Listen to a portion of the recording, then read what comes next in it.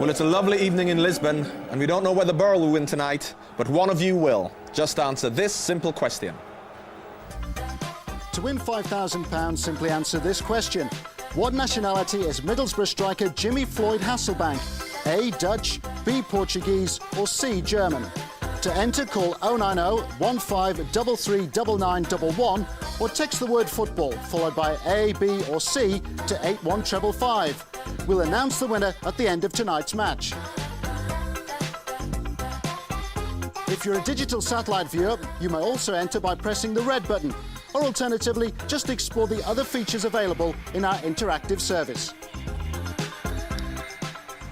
Well, kick-off's a few minutes away, so let's join our commentators, Steve Claridge and John Helm. And Steve, it's a little bit better than Middlesbrough last week, the weather anyway. Yeah, it's surprised me actually. I've caught myself out. I think I've overdone it a little bit with my coat, but certainly makes a change. He looks very smart though, doesn't he? So do you, by the way, Helmy. the only stadium that's more colourful than Steve Claridge's career. There's a colour out there for every club that you've had, Steve. It's funny actually because they've painted it such that it looks full even when it's empty. Did you see that when we came? I thought That's a crafty they're here move. early, but yeah. Now, if you'd done that at Weymouth, you might still have been there. It's a cracking night for the Middlesbrough youngsters, isn't it? I mean, what a night for some of them. Even if they're only on the bench, it's a great night for them. It's a fantastic experience. Just to feel part of it like they are, it's going to be brilliant. Just to get the atmosphere like they are. And to come to a stadium like this is fantastic, as we say. Probably a lot earlier than they would have imagined. OK, let's have a look then at what sort of a side Steve McLaren has been able to put out. No Michael Reisiger or Jimmy Floyd Hasselbank from last week. Tony McMahon takes Reisiger's place. Shillard Nemeth is going to partner Joseph Desiree job with Danny Graham, the only other striker in the squad on the bench. Yeah, I mean, they really are short of numbers, aren't they? I mean, the two boys up front, as we said previously, they've still got a point to prove at Middlesbrough, you know. I mean, he bought the two boys he brought in the summer simply because it's literally saying, well, hold on a minute, I don't think that you've done the job that I brought you here for. OK, now the Sporting side, whose defeat, by the way, at the weekend relegated them to 5th place in the league. They've lost Fabio Rockenbach, as you've heard, and they've chosen to leave out the pigeon-catching Cameroon striker Rudolph Douala, replacing them with the international Beto and the man they call the Maverick, Ricardo Sapinto. I was thinking, what would they call me? Probably the tortoise catcher or something like that. Maverick too. There's some very slow pigeons around where I'm from, but no, it's obviously we came here early and we're talking to the supporters, and that there's a fair amount of trepidation after the way that Sporting played at Middlesbrough. I think I mean the game will be decided probably in the first half an hour as to how Middlesbrough start and whether they can get that vital first goal. Well, at least the pitch looks good.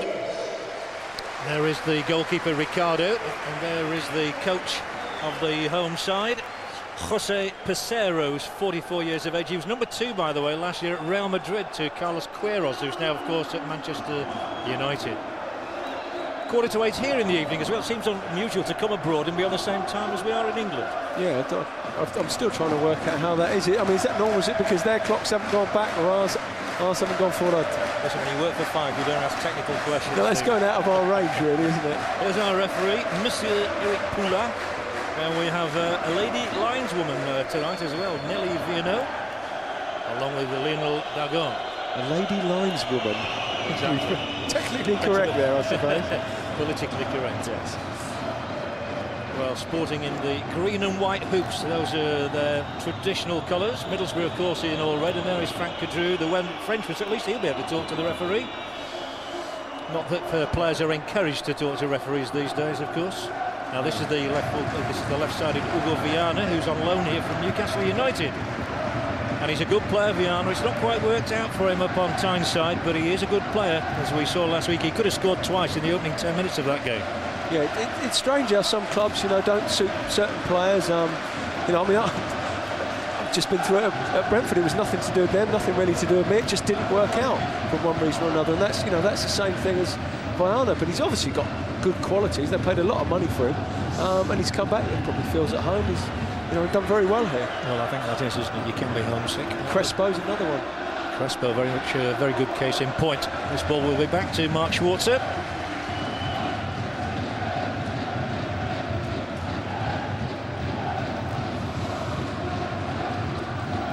Well, figuring in the move there was Pedro Barbosa, who was extremely influential last week in the second half when Sporting got so much on top. Now then, the first opportunity to get into Sporting territory here, and down the left-hand side goes Stuart Downing in the England squad at the moment. Useful ball in, it just misses out Joseph Desiree Job out for a goal kick, but that's a better delivery than Downing managed probably all last week. Yeah, very, very encouraging. I mean, what was nice to see was the tackle by Zenon in midfield. I mean, he's gone through with his tackle. There's lots and lots of referees on the continent would have given a foul probably, but he hasn't. He's let it go on, and that's encouraging signs. Kadru, harassed by Barbosa. Sporting are not in the greatest form. They did play well for an hour last week up at the Riverside, but when they were beaten at home at the weekend by 2-0, the crowd really got at them, and they're down now to 5th in the table. Yeah, I mean, as we say, I mean, if they can get a goal, Middlesbrough, you know, we'll see how confident they really are, Sporting. I mean, the 2-goal advantage is psychologically it's massive. If Middlesbrough can reduce that to a goal, I think we probably might see a few nerves, as you say. Liedson. Looks an awfully open game as well, by the way. Edge of that area, it does look open. It's a big wide pitch, of course. It is. The last time I was here was about 4 years ago in the old stadium when Real Madrid were playing. It was Luis Figo's debut in Europe for Real against the Portuguese side, of course. But of course it was reconstructed for the European Championship, for one of so many splendid stadiums in Portugal.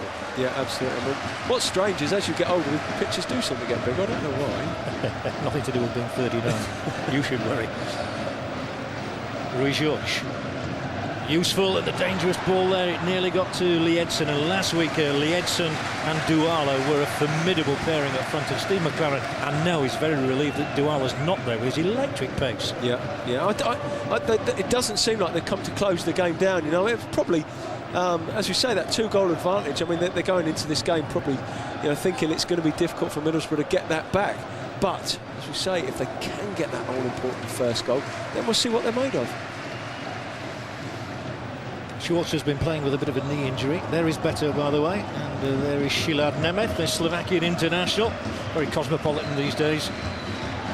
He'll have a big part to play, won't he, Schwartz, I think, tonight. Yeah, he's going to be putting on some pressure, but he's a big, confident goalkeeper. Yeah, he is. He looks commanding. Yeah.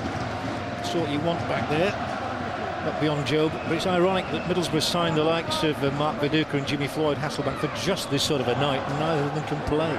And I know last week we chronicled the injuries, but when you lose Eki Hogg and Boateng... Oh, there's no doubt. There's no doubt. I mean, Middlesbrough have always been a side that have always been a club that have probably had 6 or 7 real superstars ever since Steve McLaren took over and Mr. Gibson.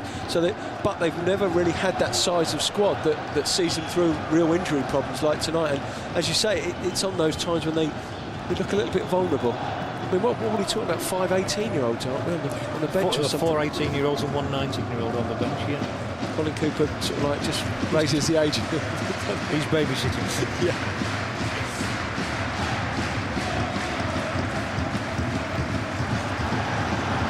Danger here, edge of that area, Liedson into the area, and down he goes, and the referee won't give anything for that. Awful. That's good to see it. Yeah. Well, good, strong refereeing. He was not to be fooled there, was he? No, I would even go so far as to say that he probably deserved a booking for that, because that was quite blatant. Absolutely. There is too much of it in the game, Steve, and I know you've expressed your concern at it. It's a developing trend. Yes, I think, you know, at times there are... It's a tough one, because the more that people do it, then the more that you know, people cry wolf. The more they're not given when they are, you know, when it's vital that they should be given, and I don't know, things like that. But I mean, that's for me, that's for video evidence. I'm with you. The video technology has got to come. Free kick Middlesbrough anyway, and it's up into that penalty area, and we're looking for Middlesbrough to get the first goal here. It was towards Job. Zenden with a header too high. First chance of the night, though, for Middlesbrough. That's an opportunity. It looks like from the free kicks, dead balls, Riggett's got way above his man. I'm a little bit disappointed. Job hasn't anticipated that getting across there, because, you know, he's getting up. He's not going to get great leverage on it. But I think what you've got to do is you've just got to get across the man who's in front of you. And then if it goes over your head, so be it. You leave it for someone else. It's encouraging, though. Dead balls, free kicks, corners, you know, always used to be our forte, didn't it? Very much so. It's break for Liedson, who's the top goal scorer in Portugal. Way back across, and there's always Southgate there. Not quite sure what the crowd will expect tonight. whether or not if they don't perform well, or if if the game is a little bit of a struggle, whether they will get on their back or whether they'll just say, well, we've got 2 goals in hand, it's not going to be a major problem.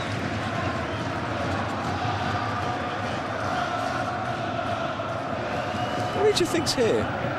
It's difficult to know how many people are here, isn't it? Well, they're talking about 20 to 25,000, but the capacity is 52,000, which is disappointing, really. Middlesbrough have brought 2,300 fans here. Just gives me a chance, by the way, to say, as always, we're interested in receiving your messages by text. All you have to do is text the word comment, followed by your views and your name, to 888, that's 80088. The cost is just 25p, and if you're a digital satellite viewer, you can add your comment by pressing the red button. And this is a free kick to the side in red. And hit long by young McMahon. He's another of the teenagers, of course, who's out there in the starting lineup. Just 18, Tony McMahon. He'll be having a birthday next week, 19. Just a bit older than you, Steve. A bit younger than you, rather. Edson to Pedro Barbosa, who scored that excellent first goal at the Riverside last week. And his ball, well, that's not measured, not like the shot was last week. Rolled out calmly by Schwarzer. That's an awkward ball, a loss of Parnevik, but he's been fortunate. He's got it back and he's given it to Job immediately. There's a movement ahead from Nemeth on the inside channel. Still Job going. He's done well here, but as he pulls it back, it is only to the defender, Beto. And that launches a counter raid, and it is opening up just a little bit here, worryingly from a Middlesbrough point of view. A little touchdown might have been a bit heavy, just kept in by Viana though. And Hugo Viana, that might have got a touch off the defender. And not so well. Arms around me are raised, and I'm not surprised. That, for me, took a touch off the Middlesbrough man. It should have been a corner kick, but the Frenchman, thankfully from Middlesbrough's point of view, said goal kick. Yeah, they've got a point. I mean, the build-up for the previous attack from Middlesbrough was slow enough to expect a couple of lads from midfield, maybe to break into the area. I know they're going to leave themselves vulnerable. I know they're going to be susceptible to the counter-attack, but they've got to score 2 goals tonight. And you might as well go and get beat 5 as get a 0-0 draw. So just like to see Zender maybe, Deriva getting into the box, just giving Job something there on offer. This is Job. He's confronted by 3 in green and white, but he's played it wide, just too far ahead of Downing. If that ball had been a foot further back, it would have been perfect. But the cross is useful, and Job is up for it. And he gets his header away, but so is the clearance effected as well. That will be a free kick, undoubtedly, against McMahon. So disappointing. I mean, that is a fantastic opportunity there. There's a big gap on the left. Yeah, I mean, he's just playing him in. He's one against, literally, he's 1 against 1 there. And he'll be gutted he hasn't managed to get the right weight of the ball, because, down in that position on his stronger left foot comes in, you'd have to fancy him. What a great time to score as well.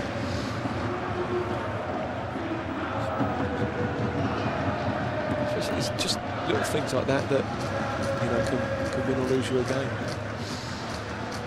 Well, it's a big prize, isn't it? I mean, to get into the last 8 of the UEFA Cup, and to me what would have acted as a spur for Middlesbrough was the Newcastle result last evening. One side there from the northeast of England. Great win for Newcastle against Olympiacos. Yeah, I went there last week, and they played very, very well. I mean, I know they were 2 sent off, but even having said that, they started the game very well. And I always thought they were capable of scoring goals against Olympiacos. Just surprised they had 4 previous 1-0s. It was incredible. But as I say, we've got a nice open game already. He started well, Job. It's quite lively. I mean, what he has been able to do is pick that ball up between the midfield and defence and run at the back 4. Yes, he has started. He's taken up intelligent positions. And of course, he's had the problem all season of not being a regular member of the starting lineup. And here is Rui Jorge, who's a seasoned international. And then the younger Viana, although he's won 13 caps for Portugal too. Rui Jorge. And then Moutinho. Top of the job there, Chris Riggott, one of the goal scorers last week, who breathed hope. Is this a free kick? I think it is this time. No matter how Zenden protests, the French referee, Mr. Poulain, will say free kick. He looks a stern man, doesn't he, this referee? Yeah, I think what Zenden was a little bit worried about was getting booked. I don't think he was really saying about the free kick. It was probably more that he felt he might have got booked for it, because if they are going to have to make tackles, Deriva and Zenden are going to have to sit and break the play up as much as they can and get forward as well. So they're going to have a massive part to play if Middlesbrough are going to make an impact in this game. Steve McLaren was saying they couldn't afford to go a goal behind in this game. So any situation like this is of concern. Beto is the one lining it up if it's a right-footed shot. And Viana's there if it's the left foot. make your pick, you take your choice, and the choice is Beto, who will get it through. It's well gathered by Schwarzer, down on his knees, but that's a routine stop for a goalkeeper of his quality. It is, but what's a little worrying is that you've got 3 Sporting players coming in on the end of it, as you can see, and only 1 Middlesbrough player. If that ball does come back off Schwarzer, you know, you'd expect a defender rather than an attacker to be there. That wasn't the case. Still, it's 0-0 at the moment. A reminder of the overall situation, of course, it's 3-2 to Sporting from last week at the Riverside. But, well, we could have 3-2 to Middlesbrough, in which case we'd have extra time and possibly penalties. But somehow you feel that that's an unlikely scenario. Yeah. I'll lay you if you want to have a little browse. Well, I know you like a little flutter.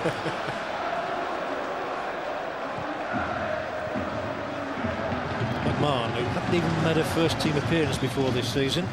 It really has been a wonderful season of learning for some of the youngsters up at the Riverside. And there are 4 18-year-olds on the bench and 1 19-year-old. One of them, by the way, Jason Kennedy, who's an 18-year-old midfielder. It's his first time ever on the team sheet. What a place to potentially make your debut. Absolutely. I mean, they're in that almost no man's land, aren't they? Where they've got into they've established themselves. They're a good top 10 side. Now is the time when people expect you to push on. And believe you me, for a club of Middlesbrough size, it's probably the most difficult thing. And this is where people really do feel the pressure. Disappointed last night, of course, to see themselves slip behind Charlton, down to 8th spot as a result of Charlton's win over Spurs. And by the way, I've got some news for fans of Middlesbrough. They are going to enter the Intertoto Cup for next season, but only if they can be allowed in at the 3rd round stage, I'm told. Say some of the players will be pleased about that, won't they? It'll start next week, Get your holidays in quick, chaps. You'd love that, wouldn't it? 1 week summer holiday. Fantastic. It gets shorter and shorter as it is. I used to remember it was like 2 or 3 months off. Now you're lucky if you get 2 or 3 weeks. Absolutely. Vaiana with a downward header, which will bring Luis Jorge into play. And he's got 5 in green and white hoops ahead of them. The traditional Sporting Lisbon colours, as I say, very popular club here in Lisbon. They are the Lions. So I think the Glasgow Celtic being called the Lions of Lisbon, and they're on the European Cup here. I think what they will do is Middlesbrough, when Sporting get the game, they'll allow them to get the ball wide. What they want to do is concentrate them in central areas and then go out. So as you can see, they will work the ball, they'll get the ball wide, but what Middlesbrough don't want is that. This might be worrying Barbosa. Well, thankfully, I think from a Middlesbrough point of view, he decided to go for goal there, and he could have approached by another 5 or 6 yards. Yeah, he obviously didn't get a shout, but that's exactly what I'm talking about. They've got to make them go wide and then take your positions from there, because if you let them through the middle, invariably the sides of this ilk have got fantastic movement, great skill, great ability, and they will hurt you. Portuguese sides have always been renowned for their technical ability. Yeah, I mean, what you want to do is, if they get the ball wide, you want to put the ball in the box from some sort of distance. This is danger. This is Liedson, the top scorer in Portugal, and he's won a corner kick. Because you'd fancy Southgate or Riggott to be able to defend anything that comes into the box. Stuff like that, the intricate little play, is always very, very difficult. They haven't made the most of the good opportunities so far, Sporting, have they? Nope, they haven't. I say they're not in the best of form after a 2-0 defeat at the weekend against Pennafield. Here is their corner, though, and it's at the in-swinger, which is clutched by Schwarzer, the Australian. Ooh, and he just seemed to feel his knee as he kicked the ball there, but it's a great delivery, and Job is one-on-one now, and if the goalkeeper had brought him down there, Middlesbrough might have had a goal. It's in, and here is a chance still for Nemeth, and Nemeth's shot is cleared off the line, and Middlesbrough have come closest to a goal so far. And again, that goalkeeper, he was committing himself, maybe he had to do on that occasion. Yeah. I thought he was going to bring Job down at one moment. I thought he did well, actually, there to see Job out. I mean, he's made it very difficult, allowed his defenders to get back. It was a centre-half, it looked like he was struggling for literally from the kick. Lovely first touch by Job as well. Job, sorry. I thought he was going to get a penalty out of it. It is Job, by the way. He likes to be called Joseph Desiree Job. Job. We say Job so easily, don't we? It rolls off the tongue. But anyway, he's Joseph Desiree Job, and he did well on this occasion. There was the ball. He took it down beautifully. Just hoping that the goalie's just going to mistime that challenge and bring him down. He'll be looking for the so unlucky there. Yeah, but to be fair to the defender, he did the job he's paid to do. Absolutely. I mean, that's why the goalkeeper's done that, allowing these defenders to get back on the line. It's just held him up for that split second. Yeah, encouraging, though, isn't it? I mean, what you didn't want was to come here and not have couldn't see either side scoring. But like I say, if they're going to get beat, they're going to go down fighting. Yeah, he's cross this time is dealt with. I think it was Ruggiero, by the way, with that clearance off the line, the Brazilian. Who's in possession now. Totally turned in field, but it turned out well for Berra that time. And again, there's space down the left. If Joe just tickles it across there, Zenden, he has sent Downing for company. First time ball from Downing, and it whipped across. And the goalkeeper missed it completely. I think he's left it, actually. The problem there is Nemeth could have just slipped the ball in there but much earlier. It's taken too long. I don't really think he can get that, and he knows there's not going to be any real danger behind him. He looks as if he's going to try and head it, the goalkeeper. I don't know whether he's just limping there for a minute or two. That was all. I don't know whether he could actually get proper spring on his job. Yeah, Ricardo is limping. Nemeth had a super opportunity to put Downing in that little fraction earlier there. I think when you say about they had a little bit of a tough time at the weekend, there's once or twice they have snatched at opportunities, and that really when a team lacks, it's difficult to say, when you're 2 goals ahead, but that little bit of confidence, you do tend to snatch at your chances and take them that little bit earlier than you should. I mean, he's done everything right, Nemeth, there, really. I mean, he hasn't got time to look up, see and plant his shot. Just knows he's got it past the first one. Unfortunately, it's just the wrong corner. Absolutely. And the goalkeeper is struggling. But Ricardo, he's not happy, is he? Well, they have an experienced goalkeeper on the bench in Nelson, who was in fact their first choice. Let's hope he's only got one eye.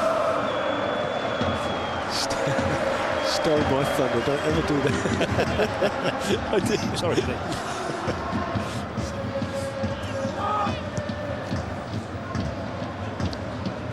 Now then. Nakamura. Terry Butcher struggled with his name a little bit last week. I can't understand why. Jones taking up a position out wide left now. Of course, all good strikers, as you would know, move around a little bit just to try and shake things up. Yeah, movement. Drag somebody out with you. Absolutely. It's not always, you don't always, first movement isn't always for yourself. It's often to open up space for other people. Good spell of possession this for Berra. It's just that first goal, isn't it? Yep. Well, you can get that. It really will be. You can't underestimate how much it will be game on if they do get that goal. Very much so. They need two, of course, because of the away goals. But if they get that one, all of a sudden, massive encouragement. Yeah. Now the goalkeeper's taken his free kick, and he's found Rui Jorge, who had a rest at the weekend.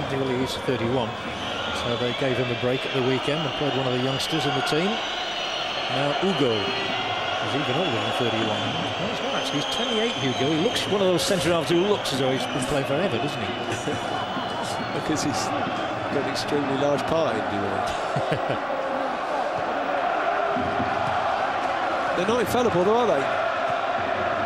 Absolutely not. They're a long way behind Benfica, who are the leaders in the league here now. 6 points behind them. Well, this becomes very important, doesn't it? For their season. This competition, well, with the final being played here as well. Yeah, all of a sudden it's a really important competition for them. And Nakamura, Nigerian international known as The Rock. Now the crowd are suddenly getting a bit noisier. They've been fairly quiet. Middlesbrough kept them reasonably quiet until now. And that's good defending again by Doriva. He was in there making the challenge sharply. They've won it back here, however, but the whistle's sounded, and the referee's going to pull it back. Well, that's good, referee. Fantastic referee. He looks excellent, by the way. I was wondering when he was actually going to pull it back. The game went on for a little while. Normally, I think it's 90s. You never had him in the Doc Martens, did you? No, you certainly didn't. But he started. Like I say, the way he interprets the game can have a big effect on how it's played. Southgate, the captain, with the free kick for Berra. He's going to drift out harmlessly. But so long as it stays this way, Middlesbrough are very much in the game. They are. Can't say it enough. It's just that vital first goal, isn't it? As I say, the game is very, very open. They've started very well, Middlesbrough. They've gone with a game plan, and so far it seems to have worked. Yep, the fans making a noise. I say there are over 2,000 of them. Enjoyed themselves last night. I told some of them had a lobster that cost £100. I can't believe that. Must have been good. Drop a rosé to help it down, so I believe. Here comes Sporting now. They are known simply as Sporting, by the way. Remember when Bobby Robson was in charge of them? They sort of tried to change their name to Sporting Portugal, and the fans wouldn't have it. They're just Sporting. We all know they come from Lisbon. Sporting's enough. And they were very sporting, by the way, last week. I think there was just the one booking in the game at the Riverside, which is extraordinary in a European game of this importance. Yeah, it looks a game that is going to be played in the right manner, shall we say. It doesn't look like there's too much animosity. It's a game that they're obviously going to be allowed to flow because of the referee. But apart from the one obvious dive, I mean, they haven't. I think that sets the tone as well, doesn't it? If the referee gives that, I think almost in a way it's a licence for them to carry on behaving like that. Because he hasn't, all of a sudden we don't immediately it cuts out of the game. That was a trick by Zenden. He's the one who's having to be careful now. He's given away 2 free kicks. Beto chasing, job with the reverse ball. Dash forward from Downing. He's got options here, left and right, and he'll choose to bring the play right. First time ball across here from Parnaby. No bicycle kick this time from Joseph Desiree Job. Yeah, I thought it just pulled off enough there to. I think he was looking for it, but the defender was just able to get back. Fabulous goal he scored last week. Reminiscent of your days with Aldershot. It was a cracking goal. I don't know if you saw it, but the bicycle kick. It really got Middlesbrough back into a game that they'd never been a part of, really. It's strange because, as you say, I mean, they're more than playing a part in this, and it just. You know, as I say, the supporters were saying how fantastic Sporting were and all that, but they've started very well with it. Yeah, this is Pedro Barbosa, who helped swing the game last week. Just changed things around a little in the second half, and it paid dividends for them. Well, he's given this free kick. Yeah, I don't like this referee for the fact he sort of waits and sees what develops, and then he chooses. It was a free kick. Well, it was Deriva, wasn't it? I think they fairly got the ball there. But, I think it's more that the reaction of the players got in that free kick than the actual tackle, I think. You just got a glimpse there, by the way, of the youth on the Middlesbrough bench, including that youngster Jason Kennedy, who's 18 years of age, come out of the FA Youth Cup winning side, along with Danny Graham, who's 19, David Wheater, centre-back, he's only 18, Adam Johnson, he's 18, and Andrew Taylor. It's funny how it goes in spells like that, where clubs get years where they get a fantastic crop of youngsters, and then you go 5 or 6 years without. That's not a problem, is it? No, I think Middlesbrough were more than happy with keeping Sporting at arm's length, and certainly if they put the ball in the box, you would expect Middlesbrough to deal with it. So the longer they keep them away from goal, I think the better it will be. That's why they're playing those condensed areas in the central. They're trying to make it as condensed as possible. Sporting Lisbon 0, Middlesbrough 0. Sporting, of course, a club with a great tradition. They've played Champions League football here. And the man who's been the quietest for me so far has been Sapinto, the other striker, the one who's been brought in last week. They have the electric pace of the Cameroon international Douala. Now, Sapinto's a much more experienced man, but he's barely had a kick so far tonight. I think what they're probably looking for him to do is get it and keep it for them, you know, and just take the pace out and take the sting out of the game. But they simply haven't been able to do that, Sporting. Talk of the devil, he got involved there. It's he who's chasing here now, putting a bit of pressure on so that when the ball is cleared, it's over the halfway line straight to Hugo, who scored a goal against Newcastle United. Up at Newcastle United pre-season against Feyenoord in the Newcastle Gateshead Cup. Not a lot of people knew that. There he is again, Hugo. Now Rui Jorge. From Porto, and has won 6 Portuguese titles with his 2 clubs. Well, good hustling from Middlesbrough here. Yeah. Frustrating Sporting at the moment, frustrating the home supporters as well. As Steve Claridge said a bit ago, it's difficult to know how many people are in here because of the colour of the seats. It looks as though every seat is taken, but believe you me, they're not. But it's not a bad atmosphere. No, I mean, this is fine. Middlesbrough won't mind this. They'll let them get the ball wide, as I say. Problem is, Middlesbrough have to get 2 goals. That's the problem. Yes. And this is Sapinto, who scored a goal in the European Championships in 1996 at Hillsborough. It's good. It's important. Yeah, I mean, when they do get the chance to get the ball, it's important that they keep it for a period of time. No good just smashing the ball out and expecting to defend and defend and defend. When you get it, you've got to keep it. And yeah, you might have to take a couple of risks. That was Moutinho, but he showed too much of the ball to Kadru. And Kadru gets it forward. Middlesbrough have a break on here with 3 against 4. And they still have a chance. Job is in the penalty area. That's good defending. Hugo's a big, solid fellow, and he wasn't about to make a mistake there. But he's picked up a knock. Since he's got goal side, I mean, there's only going to be one winner, wasn't it? I think it's just maybe fractionally overhit by Down in there. He's held his run there really well, but he just I think, a fraction heavy. Can you believe he's only 28, by the way? Hugo. There we are. Here he is. Oh no, that's with Moutinho. He is number 28 as opposed to Hugo, who's I think it's probably more it's the hair that does it, isn't it? Yeah. I'm not really in a position to speak, so unlike yourself. London couldn't control it. This eccentric goalkeeper, Ricardo, he wears number 76, by the way, because he was born in 1976. In case you're wondering, people do that, actually. Yeah. Really one that I'd want to tell my age to I won't ask you. I know, actually, but I won't tell you. That stage where you sort of... The Wycombe Wanderers manager might be listening. Yeah.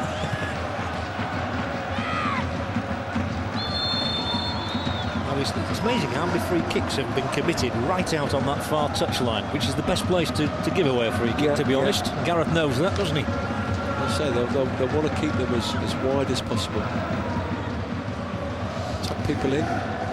Just that central area. They've certainly kept Lee Edson quiet so far. He was very, very good at times last week. He took his goal superbly well. This referee has done very, very well. Very well indeed. Tribute to Eric Pula.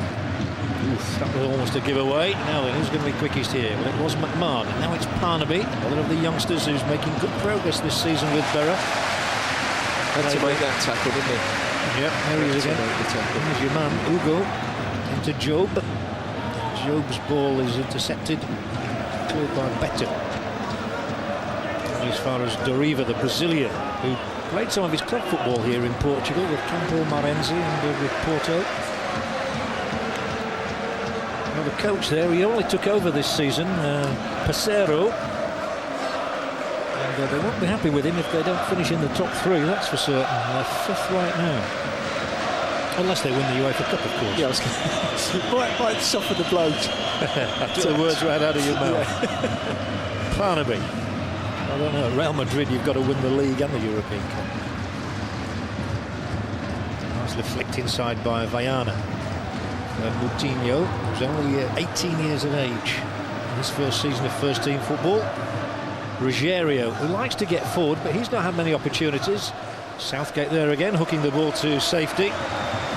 He's a safe pair of hands, Gareth Southgate, as well as Haroon. He is, very much so. Yeah. Excellent all-round. You must have played against him at time or two. I actually played with him at Crystal Palace, believe it or not. He was a central midfielder then. But, you know, he's one of those that really all-round his game is so strong. You know, he's competent enough to play anyway. Well, then Alan Smith was the manager, wasn't it? Steve Coppell was the manager. Alan Smith was the youth team. Reserves and youth team manager. Good right again. Rui Jorge. Sapinto. 4 red shirts to confront him. Sapinto doesn't even get past the first red shirt, occupied by 18-year-old McMahon.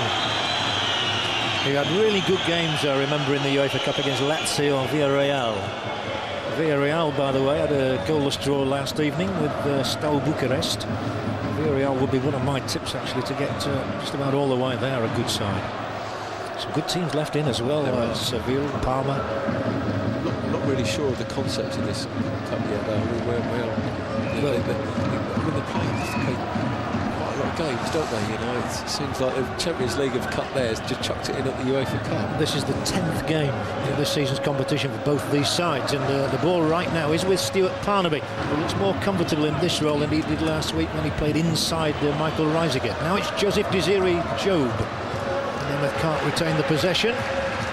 Swept away, but they've only got one man up there, and that's Lee Edson, and he's hounded all the way by Kadru, as a result of which the Frenchman wins it. And he must have felt very isolated, Lee Edson.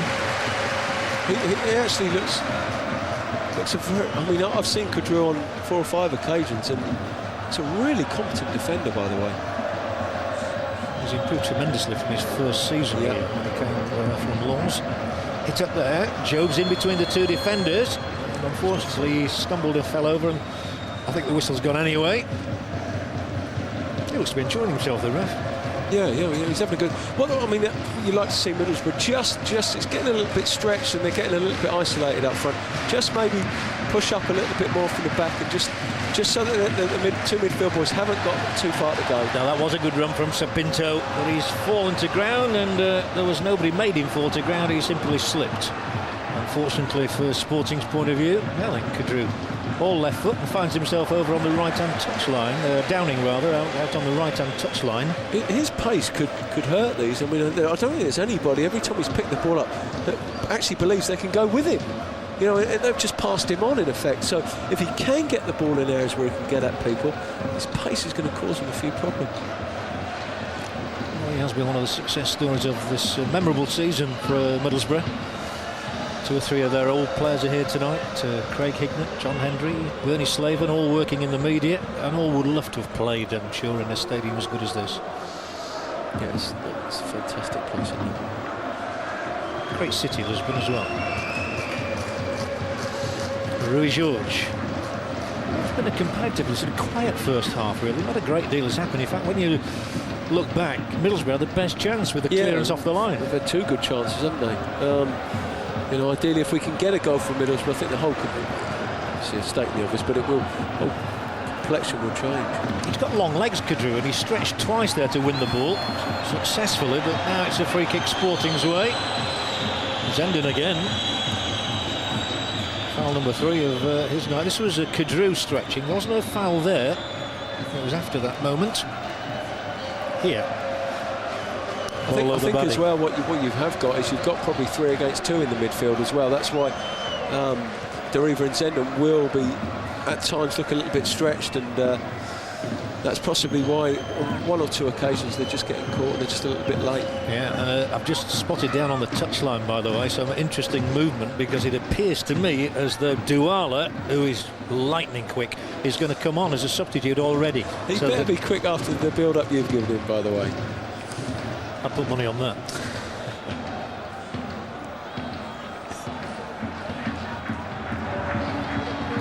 The word from our man on the touchline is that he's going to come on in place of Hugo.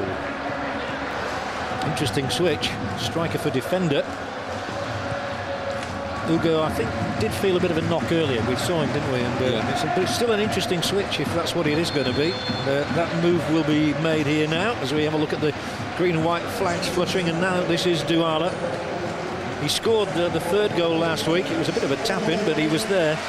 And now he comes on, and a sympathetic round of applause for Hugo, who's had a few injury problems. Actually walking all right as he goes off. Maybe they're not going to risk him any further. They've got a rather big match coming up next Monday, I think it is, with Porto. Yeah. He does look a little bit ginger, you've got to say, the way he's walking off. I just think that, I mean, I think their managers decided, you know, if we do concede here, you know, I think the best thing for us is to get the first goal, because if we don't, and we do concede, which have had 2 opportunities, you know, this could be a real problem for us. Well, Middlesbrough played exactly the way Steve McLaren said that they would play. Now it is Douala, and he's got a ball in straight away, which is a good job that Riggett was in the way of that one. Kadru, in fact, got the header away, but it now is with Liedson. Southgate.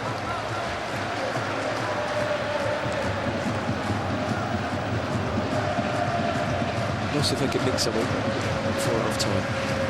Well, there he is. He's got his strategy right, hasn't he, Steve McLaren? Yeah. He's got a big match at the weekend to think about as well, Southampton. As the Middlesbrough strive to get back into those UEFA Cup places.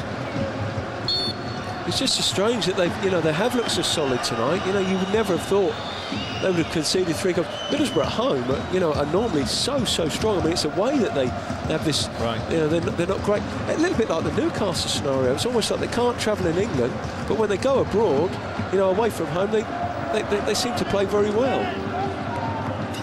Yeah, they've only lost at home to Chelsea and Manchester United all season. And of course last week against Sporting. That was just a shot there, by the way, of another substitute, Carlos Martins, warming up. I don't know whether that's significant or not, but he looked to be going through quite a vigorous stretching exercise. Anyway, it's still Sporting 0, Middlesbrough 0. And We're well into the first half. What do we have? About 35, 36 minutes, I think. Another slip by Barbosa that time, but then he was back there to snap up the loose ball was Douala. Barbosa. And the red shirts converged. Deriva was one of them. Parnaby. He is dispossessed, and it's all the way back to the goalkeeper Ricardo, who doesn't seem to have touched the ball since that little episode where he missed the cross ball in from Downing. Yeah, they've taken a little bit of control of the game, you know. I mean, I think Middlesbrough can allow them to do this for too long. Yeah, the onus is on Bury, isn't it? They've got to get these goals. So. They'd welcome a 0-0 Wood Sporting. Not sure we would. We'd like to see a goal or two. On 5. Louis George is caught here. It's a free kick against Nemeth.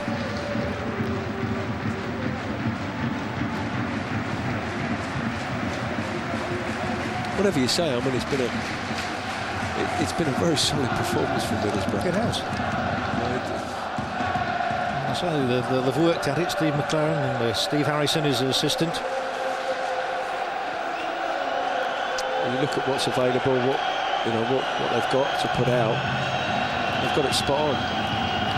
Coutinho's through ball. Sapinto has now dropped into a midfield role with Douala arriving, because he's very much a front runner, and he'll be up there around the area with Liedson. This is where they're dangerous. It is Liedson, and then it is Douala. Liedson again, 3 of them hustling in there, and eventually Zenden gets a touch on it, but it is still picked up once again. Liedson's in the area. If the cross comes over now, there's a problem. Liedson, and well, it was nearly a fresh air shot. He miskicked it, and that is a let-off, but still the opportunity is here. Schwartz has palmed it down. The save is effected. It's still 0-0. But that's probably the clearest opening that has been created there for Viana. Yeah, just a push and run, wasn't it? Just carried on his run, played the ball wide, carried his run on. I thought he'd actually picked the wrong man out there, but it did find its way through. And they're one of them. You know, you might just lose it just as the defender tries to clear. Might just lose the sight of the ball just for that split second, and that's what can stop you from making a good contact. But they are the ones that either fly in or fly over. But it was a let-off the way Liedson nearly had a fresh air shot. They've just picked up the momentum again here, Sporting. Yeah, they've taken control of the last 15 minutes, 20 minutes. Viana. All the red shirts are massed, though, in a ring almost. Coutinho across to Ruggiero, Brazilian international. Liedson and Barbosa, the oldest man in the team at 34. Clever ball from Barbosa, good supporting play from Rui Jorge. 3 in green and white hoops in that penalty area. It's headed away bravely by Southgate. Then Douala. Clever ball for Sapinto. Ricochet favours Barrett. It carries the ball out as far as Downing. And we're getting towards the interval at 0-0.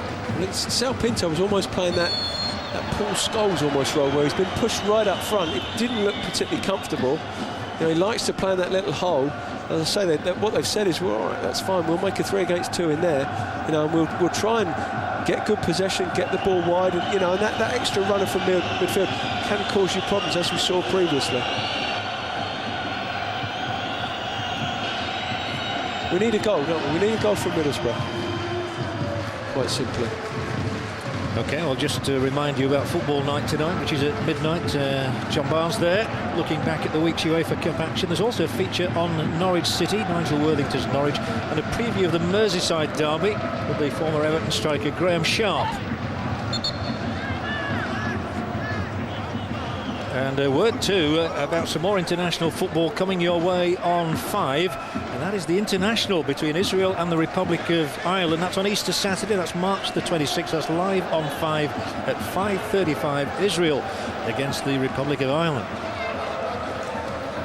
A World Cup qualifier, of course, for Brian Kerr's side.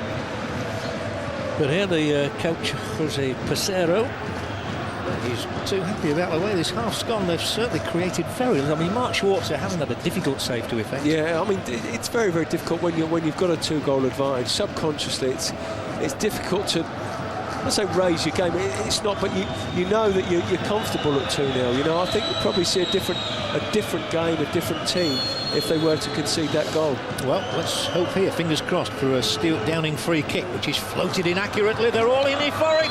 Oh, it's gone wide, and what a chance it was as well. Oh, the flag had been raised.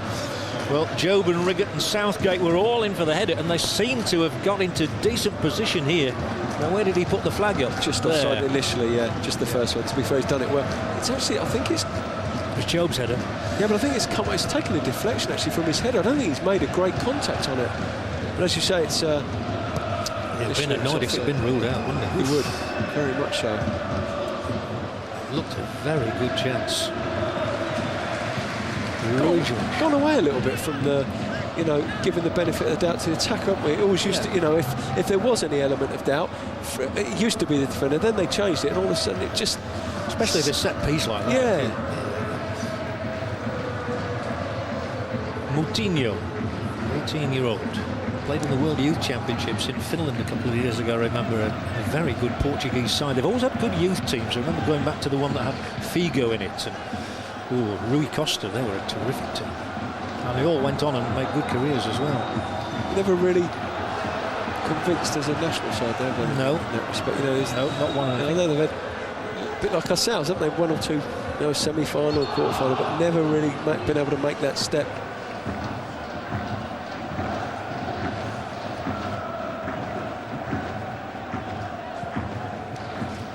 Driven up there first time, and Akira with the header.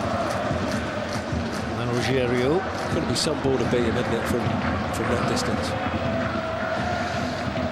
Kadru, all left foot. And Deriva. Riggott, who scored that priceless second goal last week. They were seemingly down and out at 3-0, and Nakahira has got right beneath the header there. Just going to have a minute of added time. And 0-0. If you'd have said to Steve McLaren before kick-off, OK, to be 0-0 at half-time, he'd have taken that. Yeah, I mean, you just get the feeling the damage has already been done, don't you? Damage was done in about 20 minutes at the start of the second half last week. Whether or not they switched off, I don't know. Certainly tonight, I mean, it's never been that sort of game. Well, got things nicely here. Zenden needs a good quality ball this time. It's out to Downing. Is there time for Borough to snatch a goal in this first half? It really would set us up for the second half if Downing's cross is effective here, and it is. And the goalkeeper, we know, is eccentric. He got one punch in. It was Parnaby furthest forward there, and the goalkeeper falls gratefully on the ball. It's a shame. Could have done with a goal there. Well, we've just seen, I think we've probably seen the keeper summed up in one move, haven't we? Comes out, gets nowhere near it. Not, you know, what is he doing there? And then bang, great save, fantastic save, strong arm, strong wrist. Strong into the half from Borough. Zenden, not such a good season in this competition.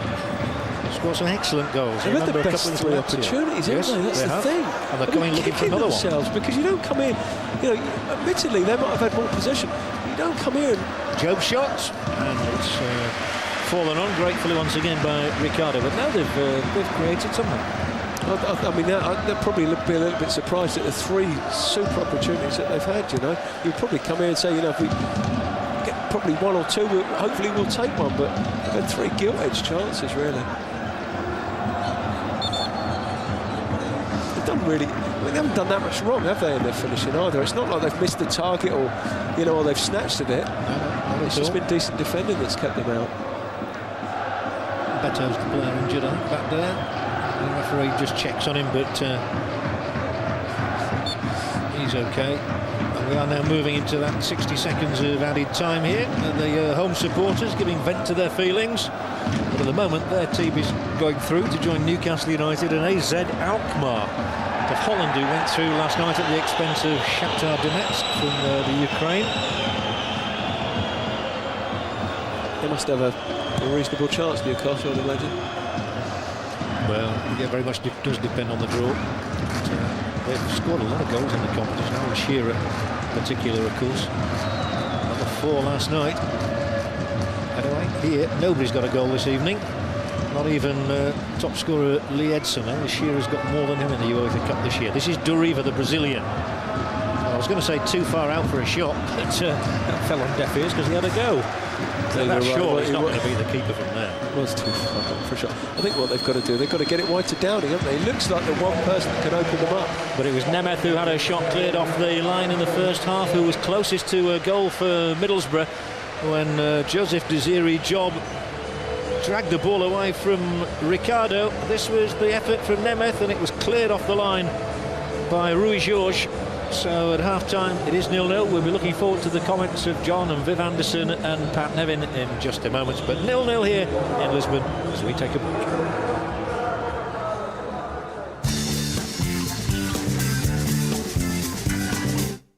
Sky Bet. It matters more when there's money on it. 0800 975 0550.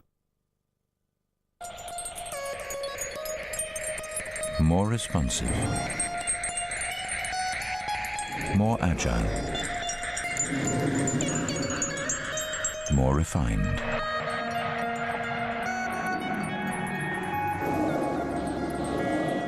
Funny how wishes are always granted in threes.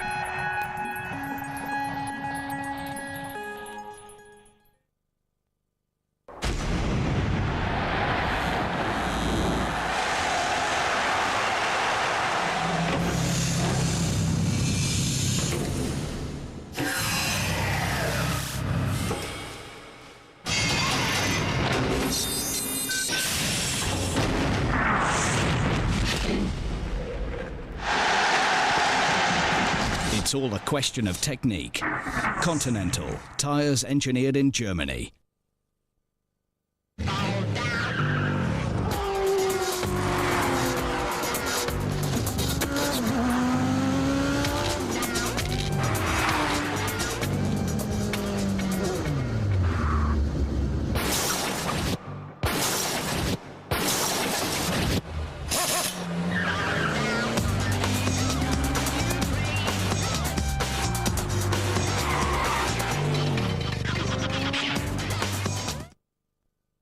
For a really smooth surface on rough walls, who needs a plasterer when you can smooth over? New Smooth Over from Polycell. It only takes 2 ticks. We see children learning and visions becoming reality. We see one patient, many experts, and developers discovering the next big thing. We see your potential. We're inspired to create software that helps you reach it.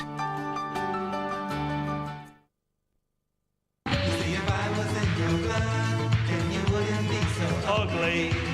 Oh, after this, I've got a special song, Bat Out of Hell, for the bride's mother.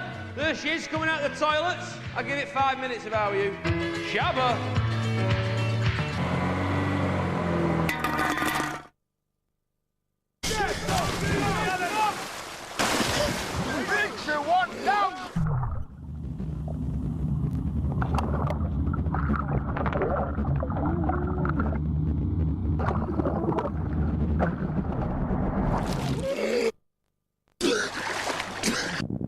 Compose yourself! Compose yourself! Off you go! Good lad! Get away!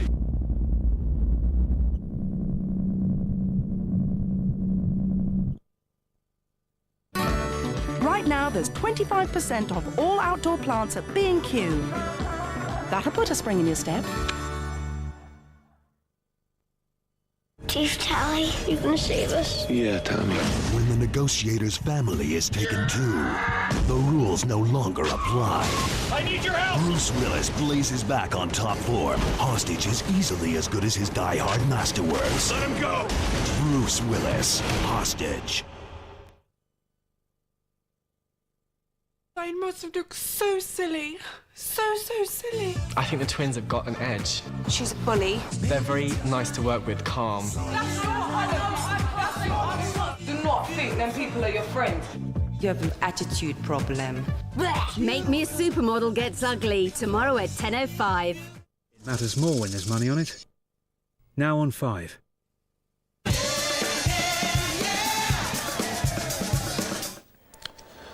Well, it's 0 all over in Lisbon, and Borough are putting in a spirited performance, and I'm sure they could do with that superhero in the second half. Well, Pat, after the first 10 minutes, I suppose, when Sporting Lisbon came out, they passed the ball well, they looked quite fluent. Middlesbrough, and Job in particular, you know, took over, and they were really the best team in the first half. I actually thought it's one of the best displays I've seen from Middlesbrough, certainly away from home in Europe. They've been superb, and as you say, Job, what an effort he's put in, and he's had to put an effort in because I think he's been fairly isolated for various parts of the game. But, you know, you see he gets the ball here, you know, and he's got 3 defenders that he has to go for, and he's got that huge gap there that he's looking at, and there's nobody there. But, you know, he'll hold the ball on. You know, he'll hold it up a little bit, he'll dribble a little bit, hold up and get out wide finally. That was a little bit, as you saw, we said at the time, if he had played the ball with a little less pace, Downing could have been an on goal. So his final pass was a little bit off there, Viv, but nevertheless, he has looked the sharpest player. He's looked the best player tonight. I said to you at the start of the show that he's capable of doing this. It's a fine display for him, and he's been unlucky not to have scored tonight. And what he's been doing has been excellent, and it's been fantastic for him. He seems to be a confidence player because things have started well for him. He's now, you know, trying things here. You can see him dribbling, taking people on, bringing people into play. He really plays as a I don't think he's got an option there, but here's his problem. Here's his problem. You look at that. Look at that. Gap, that is a massive gap there, and he has to get on the end of that and control it. And he does, which is great. And that's Steve McLaren's tactics. You know, he's playing a little bit defensive, giving himself a chance. Look at how quick they've got up to support him. And Nemeth has gone up front. It's a great opportunity there, and that's from back to front, very, very basic, really. He's showing actually great energy to get there. Yes, so I mean, he has to do that, and that's just good defending. I mean, you give them their... And Pat, this was early on when himself and Nemeth were really the 2 front runners alone, whereas as the time has gone on, Middlesbrough have got more players forward to support him. Yeah, and I think that's probably a ploy by the manager. I think the manager's decided that, you know, that he wants to do that. But he's heart and soul's in every single part of it, you know, he's living every second of it. But, no, I have to be very, very impressed with him so far. Question whether he can keep it going for the whole game, because it's a huge effort to do that up there on your own. Well, as I said in the first 5-10 minutes, Sporting were getting quite close. They never really penetrated the back four, but they got quite close, and there were 1 or 2 close things in terms of possible penalty decisions or possible fouls. In a week where we've been talking about referees, you know, it's they've got a tough job. When we see the fact the first one, that was an obvious dive there. Now, that was a bit... I'm not happy. If you're a forward, we know it's textbook. Get in front of your defender and wait for him to hit you. But of course, Kudru did have his hand, as you can see, on his shoulder, and you know that if there's any touch with these players, they're going to go down. But they went down very quickly there, didn't they? Yeah. I was delighted with the referee. I think he realised that was what you would call professional. And that was early on in the game, you remember. It's only in the first 5 minutes. It was, but after that, Middlesbrough took over and they created arguably the best chances. Yeah, that's right. Their tactics were been excellent tonight, because I thought he might play very defensive and just see if he can hit him on the counter-attack. But they've played very well this first half. The chances is the big thing. When you think about it, at the end of the last game, we thought this could be a hammering. But there's not really been that many chances. This is a specific one. And it's really, here it's a mistake by Middlesbrough, which presented Bayana with a chance. Yeah, Zenden gives the ball away, and the boy comes, and luckily it's straight at Mark Sports, and he deals with it very well. But they haven't really got through them. They're going to shoot from maybe 20-25 yards. Yeah. I think before the game, if Steve McLaren's saying... I mean, he said in the interview before the game, we've got to keep this tight. That's the imperative, more than anything else, we've got to keep this tight. And I think they have done. They've done it fairly tight. This is a great chance. Great little leap from Joseph Job there, but I think the linesman gave him offside. But he's a threat again. And of course, this is what we expect from Stuart Downing. A great delivery. Question mark to the keeper once again, but he recovers with a good save. Yeah, it's a good save. You see, we talked about Nemeth and Job. Them two have had both strikes on goal. So they've played really well as a pair tonight. I'm not putting my mortgage on it, but I might take a fiver now. Well, a bit of optimism for the second half. Well, I hope you're all enjoying St. Patrick's Day today. A week on Saturday, you'll also be able to enjoy Ireland's World Cup qualifier against Israel over in Tel Aviv at 5:45 here on 5. Well, let's see if Middlesbrough have the luck of the Irish in the second half. We'll see you after the break.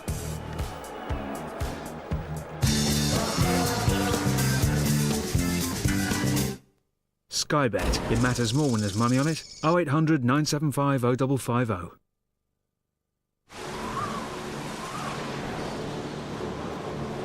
Slow, baby.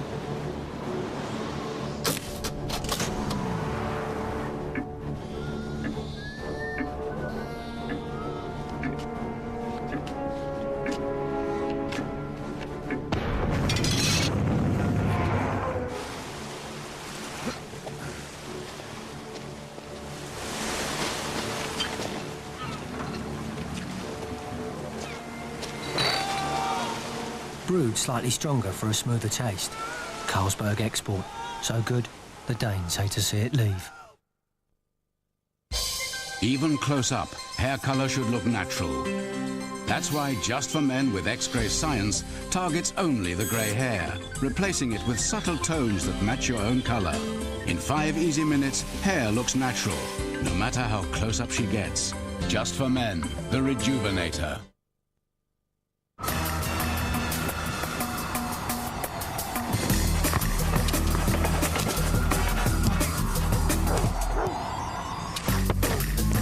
It's about how you score, not how many. FIFA Street. EA Sports. More pepper. 19 days a year on regular army pay. Interested? Go to ta.mod.uk for your free TA guide.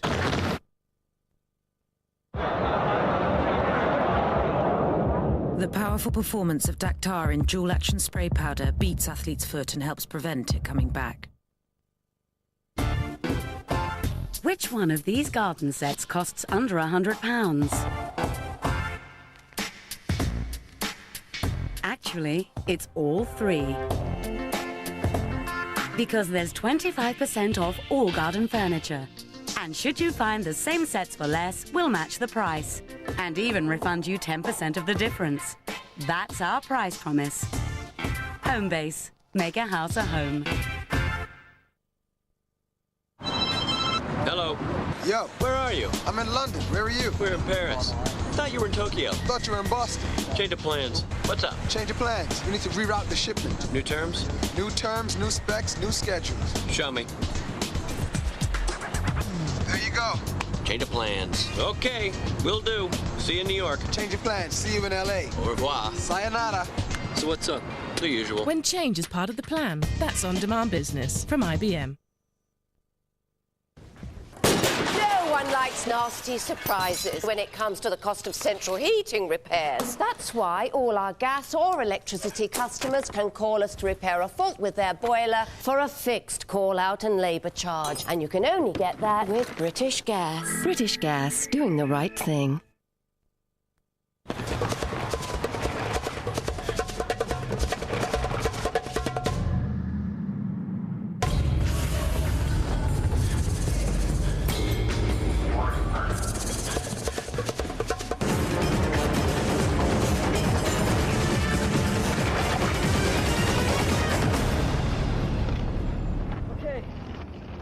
Practical and exciting. Don't see that very often. Skoda Fabia VRS. What are you expecting? World War III. My people got some business with you. And if you want your kid back, then you gotta cooperate. Right? Wrong. Real men do it commando style. 9 o'clock Sunday on 5. Sky Bet. It matters more when there's money on it. Now on 5.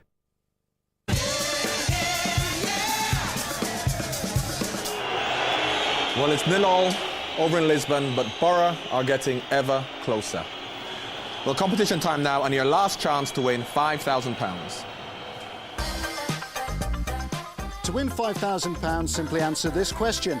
What nationality is Middlesbrough striker Jimmy Floyd Hasselbank? A. Dutch, B. Portuguese, or C. German? To enter, call 090 15339911 or text the word football followed by A, B or C to 81555. We'll announce the winner at the end of tonight's match. If you're a digital satellite viewer, you may also enter by pressing the red button, or alternatively, just explore the other features available in our interactive service. Well, the second half coming up shortly, so let's get back over to our commentators, Steve Claridge and John Helm. And John, we've got an interactive message for you. And it says, it's from Matthew and Keithley, and he said, would Newcastle and Middlesbrough be kept apart in the draw for the next round, if they both go through? Well, sorry, if Middlesbrough go through. If they both go through, it's a nice, easy one, actually, John. The answer is no, they wouldn't be kept apart. Could you imagine Middlesbrough versus Newcastle United in the last 8 of the UEFA Cup? There could be a couple of Spanish teams in there, of course, as well. Seville could play Villarreal. So, no, they won't be kept apart. And who knows? Who knows what's going to happen in the second half here? Middlesbrough are already out, by the way. We're looking at Ugo, who got a slight injury in the first half and went off to be replaced by Douala. The Middlesbrough fans are in good heart, and their team are out already on the pitch, and there are not going to be any Middlesbrough substitutions. So let's assume that Steve McLaren's reasonably happy, Steve, with the way it's gone. Yeah, I don't really see the need to change anything, do you? I mean, it's as important they get a goal early in this half as it is in the first half, and you know, it's still very much a game on if they can do that. Just thinking back to that question, by the way, there have been numerous instances of clubs from the same country playing one another. Indeed, last season a couple of Spanish sides met in the semi-finals. It's just impossible these days to keep them apart at this stage of the competition. But like you, I queried the format this year. Very strange, where they played teams only once, and some home, some away. And then knowing who you're going to play if you get through one round, it's like a little bit like snooker tournament.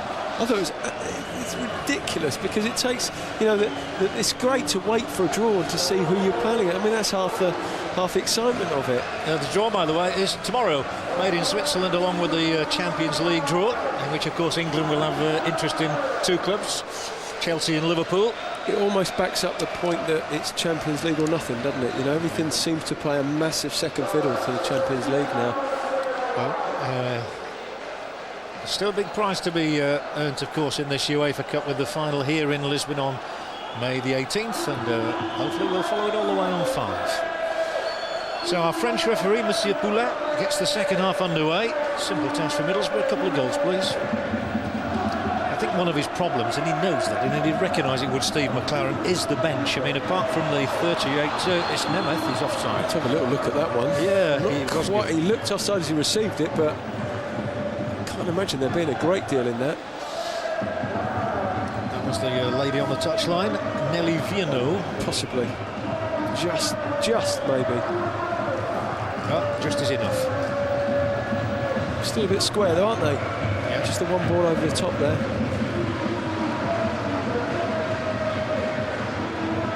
Duala. Here he goes. He's kept in check. OK, let's hear from the Middlesbrough manager, Steve McLaren. He's with Dave Beckham. Steve, how encouraged are you by the first half? Yeah, we needed to get to half-time with a clean sheet. 0-0 was good enough. And we had two of the best chances of the half. We'd have liked a 1-0, but 0-0 gives us a chance for the second half. Everything's crossed for you? Absolutely. We need to take one chance, and then you never know. Thanks a lot. He looks cheerful and very relaxed. Why not? It's been a good night's work so far, hasn't it? I mean, I think he's got his tactics and his formation spot on. And they've actually come to this game, you can see, with a game plan, haven't they? And so far they've carried it out perfectly. Apart from the goal. But there's 44 minutes left in which to get one. Middlesbrough, by the way, a couple of clubs in the Premiership have scored more league goals than them all season. I think you might guess which two they are.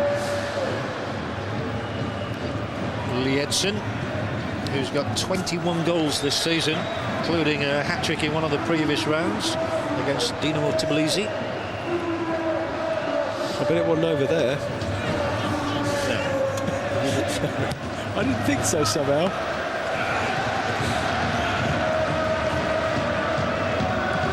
There were no substitutions by either manager during the interval, so we are not quite as we started, because of course Hugo went off to be replaced by Duala midway through that first half. Middlesbrough have an attack going here, and Job is coming in behind the last line of defence. Oh, it just gets through to Ricardo from the defender's header. I'm not sure the defender's seen Job there.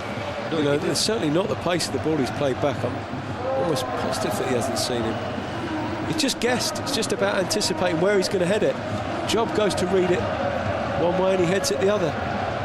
Beto, seasoned international, came on last week in the Riverside late on, with 31 caps for Portugal.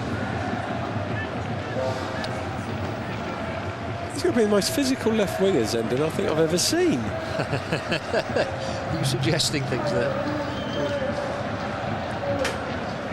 Yeah, he's given away a lot of free kicks tonight, hasn't he, Bolo Zenden, who said, by the way, may leave Middlesbrough at the end of the season because of his international career. He doesn't think that he's being followed by the Dutch international manager because he's playing in the Riverside. Seems a strange one. Hasn't stopped other people appearing for their countries. Does he want to go back home, or...? It's a big enough stage, isn't it? Herrera. Where would he want to play for his country? Probably in Amsterdam, you'd thought. No, what position? Oh, what position does he want to play? Because he was primarily a left winger, wasn't he? And then they've chucked him inside, and I mean, he's scored a few goals. He's obviously adapted very well.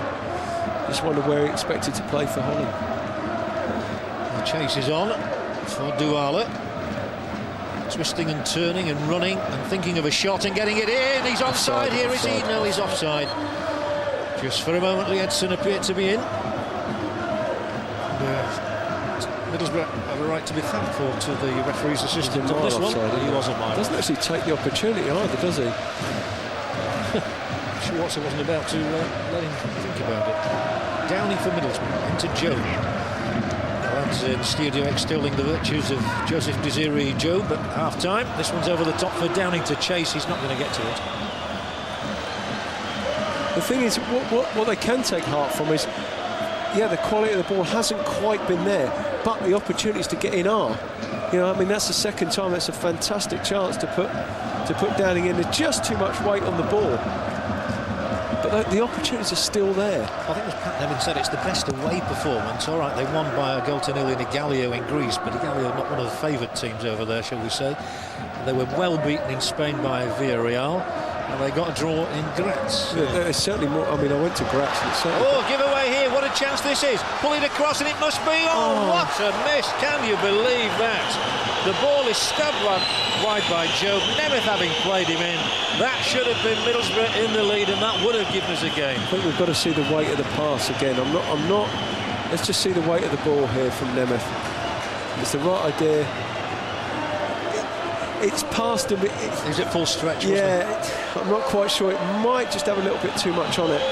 Yeah, but it's still, I mean, fantastic chance. Oh, what a miss! I mean, they'll look back, and they will say, hey, we've had enough opportunities to.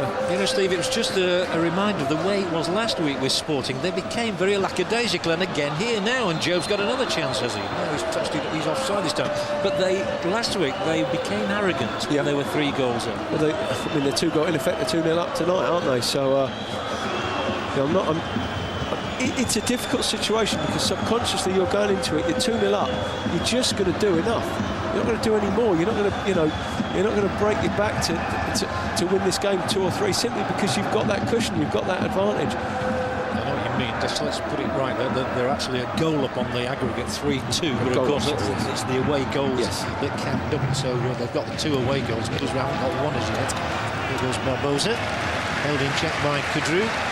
But Joseph Desiree job, I know what you're saying as a striker yourself as well. There was that much pace on it, and he had to stretch to get to it. And the defender coming in as well. Yeah, I mean that's probably with Nemeth looked up, and the defender wasn't that far away from Job, but just the pace of the ball possibly. Straight out from the back heel. That's the eccentricities of the goalkeeper again, isn't it? Well, absolutely. He gives you a chance every time, this fellow Ricardo. If you remember, he wasn't the greatest in the European Championships. He's remembered because, of course, he scored a penalty and he saved one from Darius Vassell. He was a great goalkeeper. Kadru forward. Doesn't get to Joe, but it's all the way back to Schwarzer. And there isn't a green and white shirt within 50 yards of him. I think they might actually be saying, well, look, let's get the ball forward maybe a little bit earlier. You know, we'll play in their half. Kadru. Joe mustn't let that miss worry him. Joseph Desiree Joe. I don't think he will. I think he's played well enough tonight that he really is enjoying the game. It's amazing when you get something like that happens and then it turns football. You know, and I'd be surprised if he gets one tonight. That's just a good solid tackle to win the ball and to release Douala. Away he goes. He'll certainly have the opportunity to pull another one across here. Well, he went for the shot. It's Barbosa who got the first goal last week and is thwarted from an attempt to get the first this week by the Schwarzer save. Just a little point there. I mean, it's a good save. I mean, it's an easy save, to be fair. Great defending by Chris Rigger previously to that. I mean, he's got a real run on him. And to be fair, he stood up. He said, right, go on then. If you've got that sort of pace, you come and beat me. And he's blocked the tackle, blocked the shot fantastically. Still 0-0. Still 3-2 overall to the Portuguese side, the 18 times league champions. They've let none of us ever forget that this is Middlesbrough's first ever European campaign, so they've done wonderfully well, really, to get this far in the competition. They've seen off the likes of Banik Ostrava, Vigalio, Lazio, Villarreal, of course, were the one side to have beaten them. Partizan Belgrade and Top of the league, though, didn't they? They top the league? Or Villarreal top the league? No, they're not top of the league, but they're a very good European side. No. They're, the qualifying league. Oh, the qualifying league, yeah. I think they might have topped that, didn't they, Middlesbrough? Well, they don't concede any goals, Villarreal. They've only conceded 2 in 13 home games. Yeah. Here they come now, though, Sporting. It's all broken up, and Zenden will shuffle and try and get away from Moutinho. No foul there. The ball breaks for Barbosa. When you're playing games like this, at times you see it and they have to take a breather and they have to take a break because they've worked so hard. You just cannot keep that sort of tempo up for 90 minutes. I think that's what they've done well. They started very well. They had a mid-section where they had to just make sure they were tight and not give anything away, and then they finished the half extremely well. And that's ideally what Steve McLaren will have said. Have too much of the ball sometimes as well and run out of ideas. Now then, here comes Sporting with a chance to create an opening for a shot, which was not taken. He just needs to get a second win there, Zenden. Once or twice, legs just gave way on him. And like I say, maybe just needs to breathe there for 5 minutes.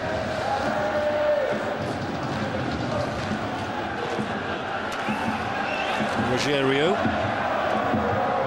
Well, a great career in Brazil with Corinthians and Palmeiras.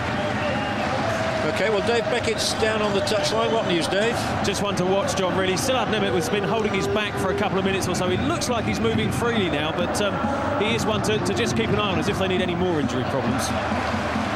Yeah, we will do. Thank you very much, Dave.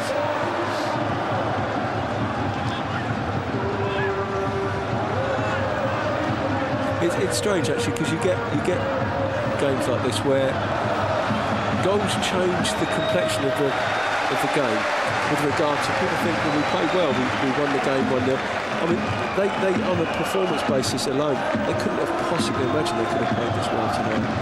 And really, I mean, been able to get that all-important goal, but it's been a fantastic show. All in there is well dealt with again at the back. Steve McLaren was saying it is probably the biggest test they've ever had, certainly in his managerial career at the Riverside. And once again, they've started to frustrate the Portuguese fans, which is a very good sign. It's strange, though, as well. I mean, at the end of the day, what do they want? They've just got to go through. But home fans want to see goals, especially when they've won an away match. You push forward at what cost?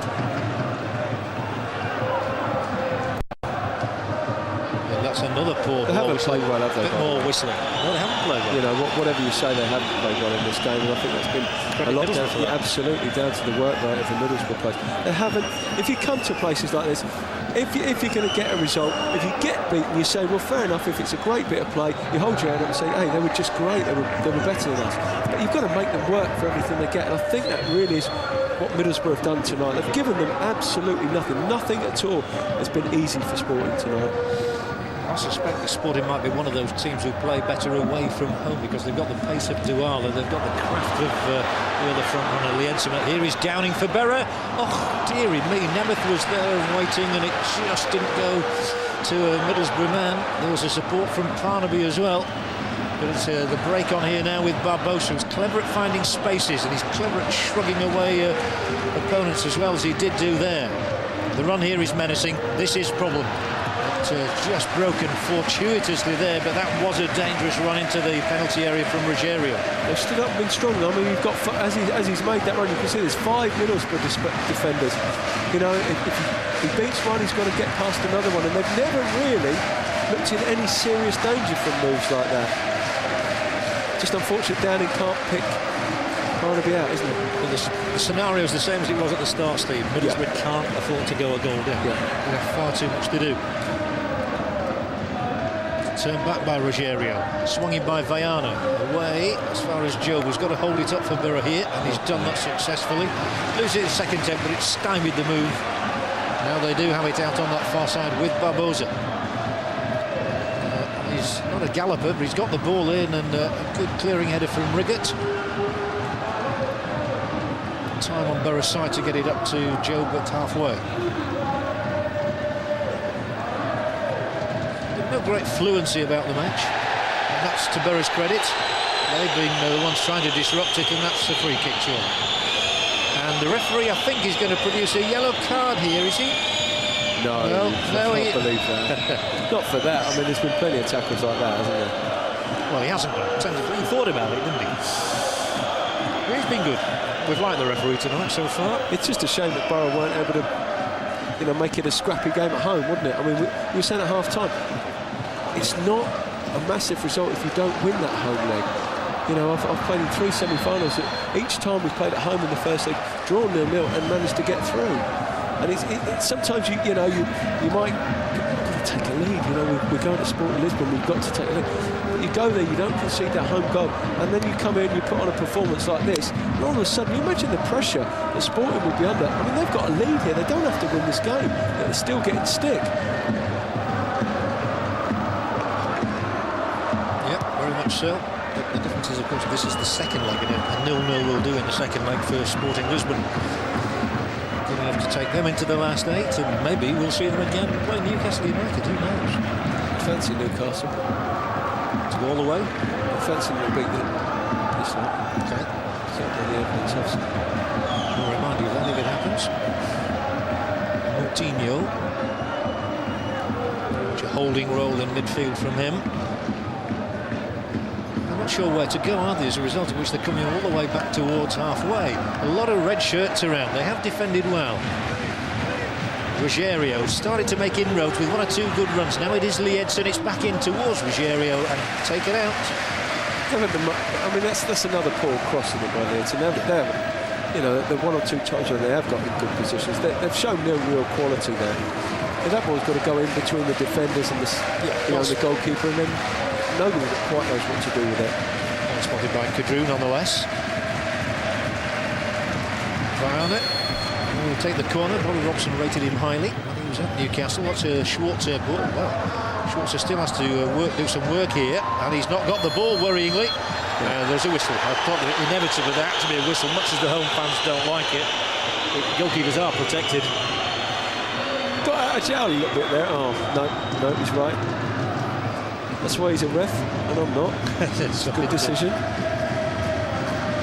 There speaks Steve Claridge, who, if he'd have been the striker in that situation, might have complained. Absolutely. Who have you got this weekend? We're away. One of my old clubs, actually, Cambridge. One of your old clubs? Well, just the 13th. I knew I made a mistake when I said that. Every other week, I think.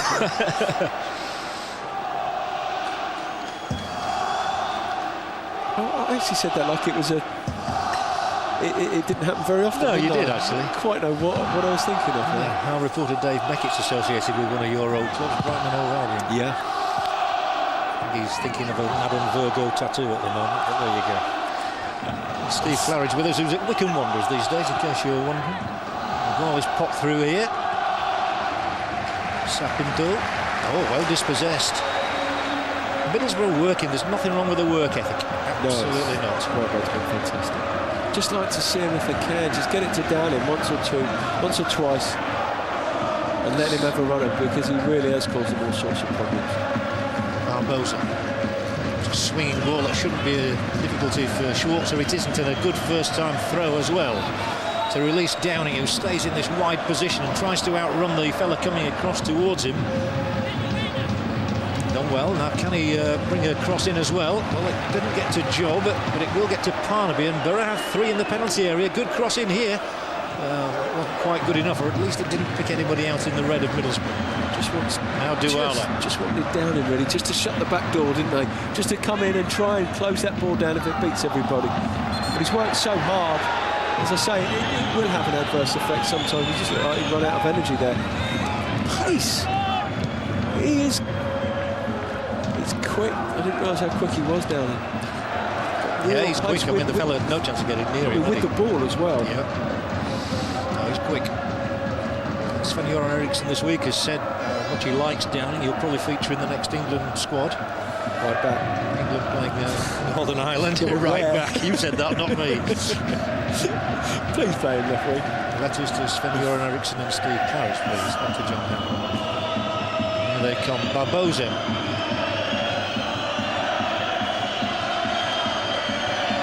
Barbosa and Ruiz-Georges slowing it down. They're quite happy to play like this at Sporting. It's one of them, you get booed during the game, then they'll give you a clap afterwards because you've done your job. But if you were looking at it, you would, certainly on the evidence of tonight, you would say that they're not going to be good enough to certainly win this competition.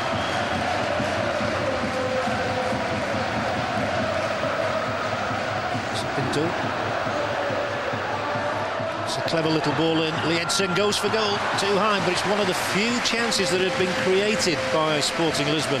Created for Liedson, he couldn't take it. I think that's why they put Sao Pinto in that deep role, because he's just got that little bit of vision to open you up. You know, everybody's looking the other way. They think he's going to go down the outside, and all of a sudden he just twists and turns and plays that ball into Liedson. It's just a little bit of quality that, to be fair, they've lacked tonight. They have to keep the faith, keep the hope, score a goal, give us a grandstand finish.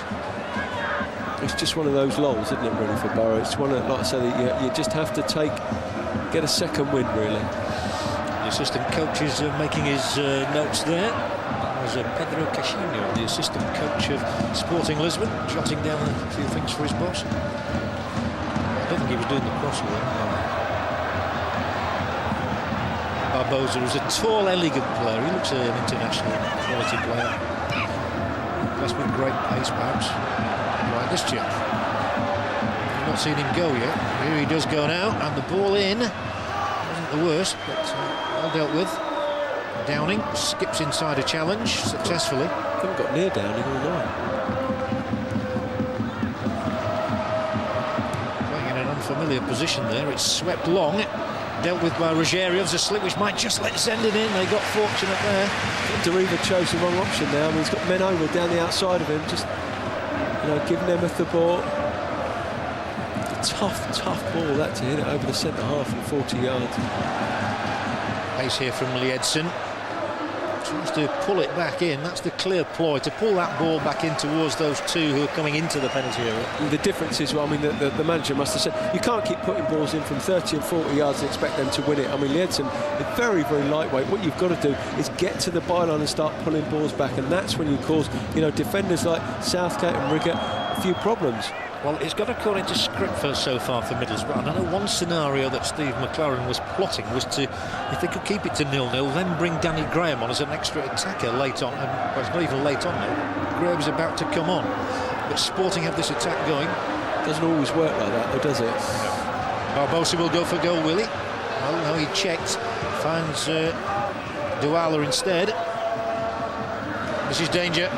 Well, that might have been points at Twickenham, but it's nothing here in Lisbon. Absolutely. And sometimes if you do that, you sacrifice a bit of shape, a bit of balance, and a bit of defensive frailty arises from it. I mean, he's got to do it. It's a lull in the game. They don't look like they're going to get the 2 goals that they need, so he's got to change something. Danny Graham, a 19-year-old, about to come on as we see again the effort which flew way over the top from Moutinho. He doesn't look a natural goal scorer. No, certainly not in that evidence. Well, off comes McMahon. On comes another teenager in Danny Graham, who was playing for Chester, but not the Chester it's in the Football League, the Chester district, I presume it is, up near Middlesbrough. They've a good backing tonight, haven't they? Yeah, they've had a really good vocal back in Middlesbrough. The crowd, by the way, I can tell you officially, is 21,217, so it's not even half full, but you wouldn't know. So no, there's as you say, I mean, there's a fair amount travelled over. Well, it's their first excursion into Europe, so why not? There is the flag of Sporting Portugal, Sporting Lisbon, just Sporting. Call them what you will. I've had a few English coaches. Malcolm Allison coached here. He did the double with them. And also Keith Birkinshaw, the former Tottenham Hotspur coach, he was here. And with Jimmy Hagan having a spell in Portugal as well, going even further back. It's my era, not yours, Steve. Going out of range here. Yeah. I won't mention W.G. Grace. Stanley Matthews.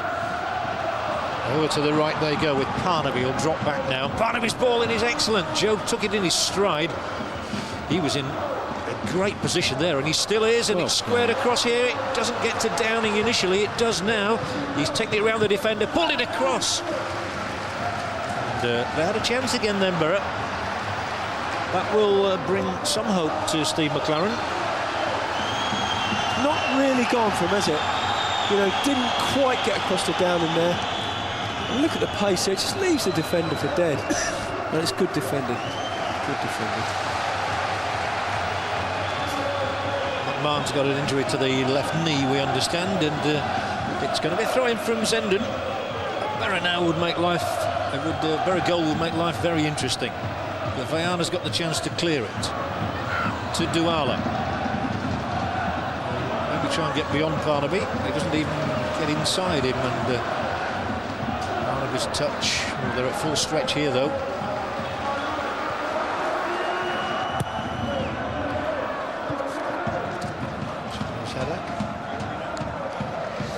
Again, a reminder, football night tonight with John at midnight. Review of the week's UEFA Cup action, of which there's been a great deal. There's a feature on the Canaries, Norwich City, and we'll be looking into the Merseyside derby with Graham Sharp, former Everton striker. And then coming up on 5 on Easter Saturday, that's March the 26th, the World Cup qualifier in Israel. Israel against the Republic of Ireland, Brian Kerr's side there. The likes of Roy and Robbie Keane. And that's live on 5, and the time is 5:35. Here it's 0-0, which means Sporting are 3-2 up still on aggregate. That was the score last week at the Riverside. 20 minutes or so, I think. It's plenty of time. Plenty of time. It's almost mirrored the first half, hasn't it? Yeah, very much so. There's the drummer, and there's always one. It's a bit like a stadium dog. I saw a stadium dog today. There's always a dog wandering around in the stadium over here. I think what we will see now is probably Middlesbrough will possibly lengthen the game now, because they've got 3 players up there. I think they want to get it forward, you know, maybe back to basics, so to speak. You know, get it forward a little bit earlier and try and get people around the ball. Kadru, who's got his share of goals this season. Job needs to thread this one through somehow. There are plenty of red shirts in here, just looking for a break. Job is tall enough. Gets a touch on the ball, but he also got a hand on the shoulder of the opponent, I think. The referee thought so. He actually did well there, because the two Borough lads had strayed offside and he's kept it. They've gone a little fraction early for Job there. I'm not sure that was a free kick. I think he's got every right to go and have it, to head that.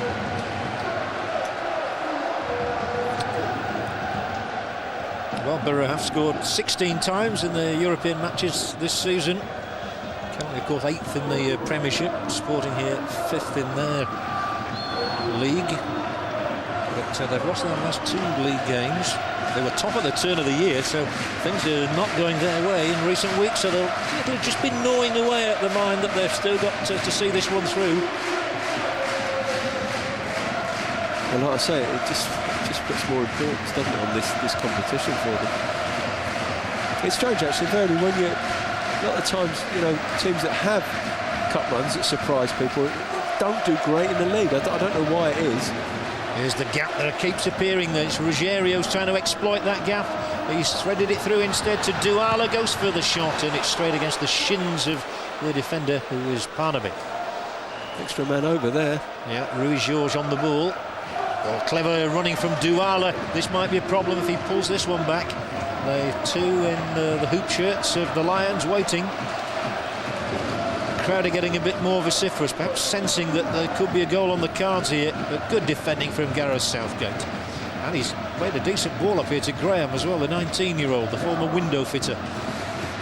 They used to say about you, the former barrow boy, didn't they? The man who had the fruit and veg stall. You've got an awfully good very, very good memory. Well, thank you. Douala, what's your name again? Douala's ball in. He's cleared by Kadri. He's been around a long time, Steve. What, me or you? Both. Well played. Not the greatest ball from Downing this time. Tired ball. Yeah, beginning to stretch a little. Yeah. Ruiz-Juch. Sporting sensing that they're almost there, and if they could get a goal now, that would kill it off. But they're not there yet.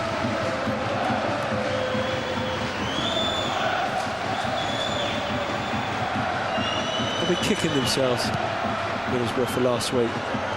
They'll be kicking themselves for this week. I was going to say, they're also when you look at it. That miss by Job when he... Oh, they were 2-on-1, weren't they? They should have scored in the opening minutes of this half.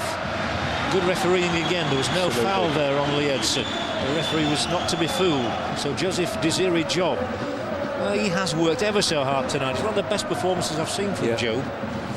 He's done fantastic well. Rigger has also really, really surprised me. He's put a fantastic performance tonight, Rigger. Downing's best cross. defensive display I've seen. Met by better. It's in here, and Graham's onside. Oh, he had a chance of glory, the teenager. No, the flag was raised. Just got to hit it across, haven't you? Yeah. It's a big ask of a 19-year-old who's barely played any league football. I always go back to when I was 19. You know what I mean? You look at it and you think, oh, what was I like then? There's no way that I'd have, been able to cope with a situation like this at 19. If I go back that far as when Mafeking was relieved. There's Barbosa. That's a giveaway. All over the top. We'll see Downing putting a bit of pressure on here, as a result of which it's played straight out by Nakarahira. You get a long throw here by the looks of it. Steve McLaren saying to the two centre-halves, get forward. I'm not so sure they've got the legs to do that. Well, Gareth especially. But no, he's up there. Zendon's with the throw down. Chance for Middlesbrough just to score this one elusive goal. All depends where it drops there, doesn't it? When it does drop, it's picked up. Not a great fan of the long throw, I've got to say. No.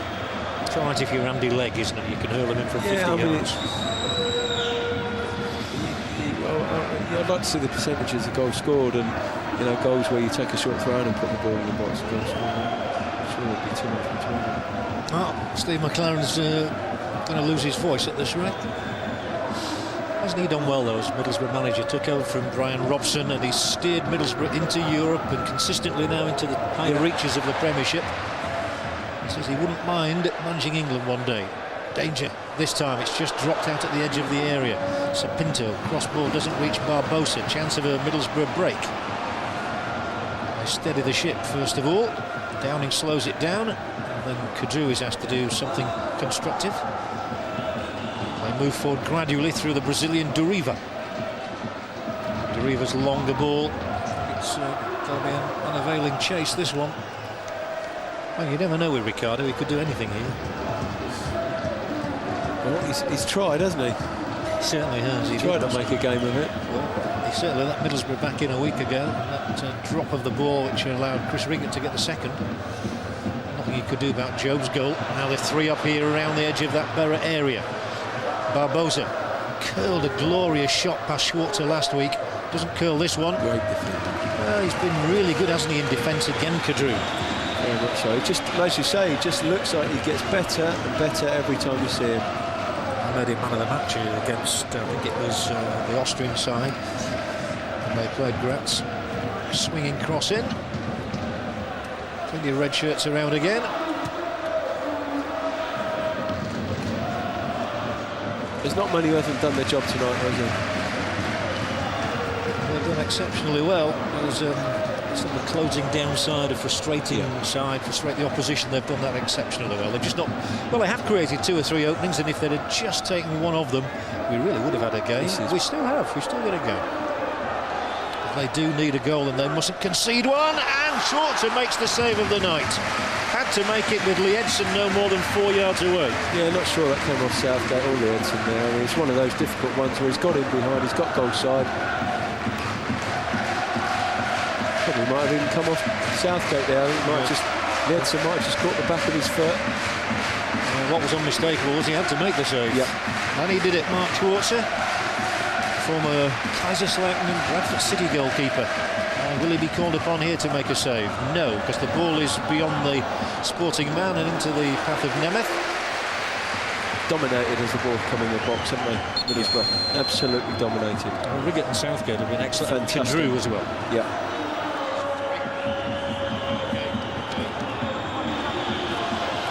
Well, now this is a big moment for a young man. Adam Johnson, who is 18 years of age, a star of the Youth Cup winning side at Borough, gets a pat on the back from his boss here. This, a debut. What a place to make your debut, in the José Alvalade Stadium in Lisbon. A bit different to mine. And here he is, left-sided player. So we've got two now with Downing and Johnson. Let's see what he could do. Well, he's not short on nerve. Runs at the opposition. Doesn't get the cross though beyond Barbosa, who's almost twice his age.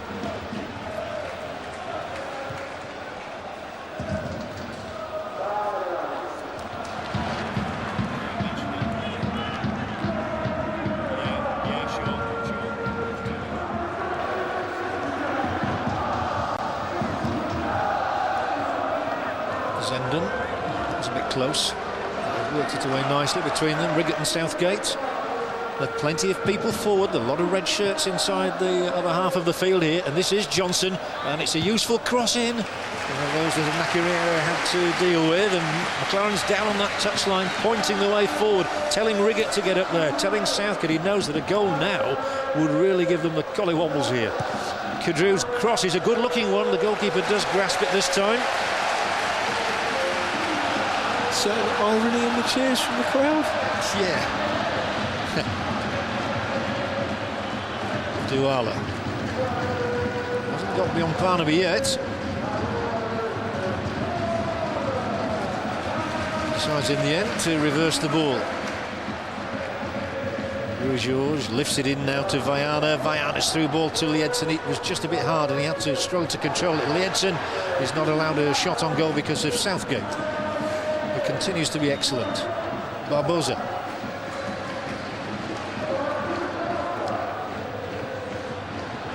Duala mustn't get beyond Barnaby. And here he goes. He is past him with some ease. It's good attacking play and good defending as well. But that's the pace. Yeah, absolutely. Tap me to say that, Tom. Just yeah, I mean it's the same thing again. They've got him behind the Middlesbrough defence, but they haven't made enough of the opportunities. Both teams have defended the near post very well. Anything that's gone in there, the defence have made sure they've cleared the ball away. They haven't let anything go through.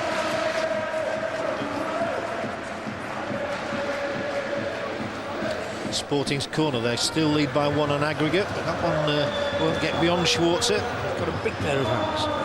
He certainly has. He just looks like an absolute giant down there. They get bigger, don't they? It helps. Well, your film on 5, very appropriate, I reckon, bearing in mind that Middlesbrough got Southampton coming up. It's the Clint Eastwood classic Dirty Harry. Only joking, Harry. Yes, that was from John Helm. Lovely bloke, Harry Redknapp. I saw him last week down in London, by the way. He was devastated to have missed that Chelsea-Barcelona game, but he was watching a Portsmouth, or a Southampton reserve game, a junior game, I believe. And, anyway, I'm sure it's a good one. I'm not sure it was a Portsmouth reserve game he was watching.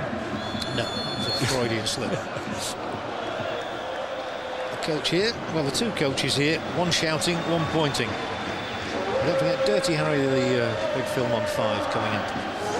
Free kick for Schwarzer to take here for Middlesbrough. Sporting will feel that they've got 1 foot in the last 8, but they've some defending to do here with Zenden up for the ball. It's hacked away very safely by Sapinto. It'll come again with Downing, who's moved in field since Johnson's arrival on the touchline. Here he is now. Johnson, one of the many teenagers. You say Middlesbrough play Southampton at the weekend? They do. I think Harry will be more than delighted with the Riverside. Sunday it is. You know, the effort that they've put in, Middlesbrough. Duala's off. Yeah, we went to Newcastle last week. And I mean, to be fair to them, they beat Olympiacos and they beat them almost at a canter. And I'm sure that had some effect on the Sunday game against Spurs, because when you come back from something like this, they have worked incredibly hard. 72 hours less isn't long, is it? No, not after you've put in a performance like this. That's a good win of the ball. by Johnson. It enables Kadru to just tickle it back to him, and no, he didn't keep it in. They're playing well, Southampton, aren't they?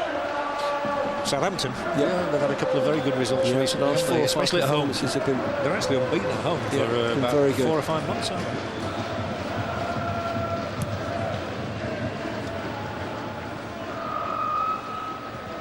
Edson, all flicks and plenty of skill, but not enough to keep it in play. They still applaud him. He's very popular here, as you would be if you got 21 goals. Yeah, I'm sure that affords him a couple of mistakes, doesn't it? You will get another 19 to get, haven't you? You'll be up there. It depends which club you're talking about. I'm thinking this season. So. Well, we've probably got 1 or 2 I didn't know about. We've got 4 for Wickham. 4, is it? Not many appearances. Yeah, I think it's 8. 1 every 2 games will do you. Yeah, that speaks a man with 200 in his career. Sporting Lisbon then drawing here 0-0 with Middlesbrough, and Middlesbrough's European adventure looks like it might be coming to an end, but we said that last week when they were 3-0 down. But this is a tough ask of them. The ball clipped off Lee Edson and went back to Douala, and all he could do was stab it through to Schwarzer. He'll clear it up over halfway, long over halfway. There's a 3-man chase on for it. The game's got stretched, doesn't it? It's gotten, as I said, the game's got longer now simply because they've got the 3 boys up front. But you really, they needed that goal. They needed that impetus. They mustn't concede here now. Viana, well, he was lucky to get away with that. Get a little bit stretched. They've got to try and find a goal somewhere, somehow. But we've had great fun with Middlesbrough on 5 this season. We were with them at the beginning of the campaign, and we saw them defeat Banik Ostrava by 3-0 up at the Riverside. In fact, they'd never conceded a goal in all those games against Lazio and Partizan Belgrade. Weren't Lazio just the poorest side you've ever seen? You could not believe it was Lazio, Steve, honestly. Unbelievable. I've never seen a team like that at this level. It was just beggared belief. The free kick is here to Sporting. No, I'm afraid they've fallen on hard times, the side from Rome. This was Johnson. Little push there in the back on Rui Jorge.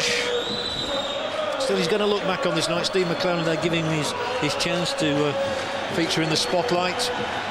18-year-old Adam Johnson. A great youth policy, and it's bearing fruition now. But the fans here are rather content. They know it's 0-0. They'll like to have seen a goal or 2 from their side. It hasn't turned out that way, not yet anyway. Free kick this time for Sporting, though, and they will make a substitution in a moment as well. They're warming up the Romanian Marius Nicolai. It's only the second time I think the ref's got it wrong in this game, and the second time he's been con. Steve McClaren will be proud of his players, I'm sure. What a great... we talk loosely about learning curves and learning experiences, but there's no substitute for this sort of a match. I think they'll be absolutely gutted. Because, this has been a real adventure for them, hasn't it? They really do give the impression they've enjoyed every moment. Now that substitution won't happen, and here is Viana's free kick, tipped over by Schwarzer. They were about to make a substitution, and then they changed their minds. The free kick was taken by Hugo Viana, and it was a good one as well, curling in all the way. Great free kick. It's always one of those where, when it's central areas, you're not quite sure which side he's going to put it. And here is that switch. The player who is coming off is Lee Edson. And the one who is coming on is a striker, Nicolai, a 23-year-old Romanian. Steve Claridge talking a moment ago about having a goal every 2-game record this season. Well, this fella has at international level for Romania 24 caps and 12 goals. It's not bad, is it? Not bad at all. Romania have always had good strikers. I think 1 in 2 for Wickham is probably a little bit different to 1 in 2 from Romania. Twin with Wickham. There's the opportunity, which well, I won't say he fumbled it, he just dropped it with his fingers. Well, decent soft hands. I'm not quite sure it's going to yellow card to come through to him. There hasn't been one all night. Then Nicolai's been on the field for 10 seconds, and he's got a yellow card. It's a good productivity rate. That's why he got it. You can't do that. But he's barely played all season. This is his UEFA Cup debut, by the way, for Sporting this season. And the referee says play on.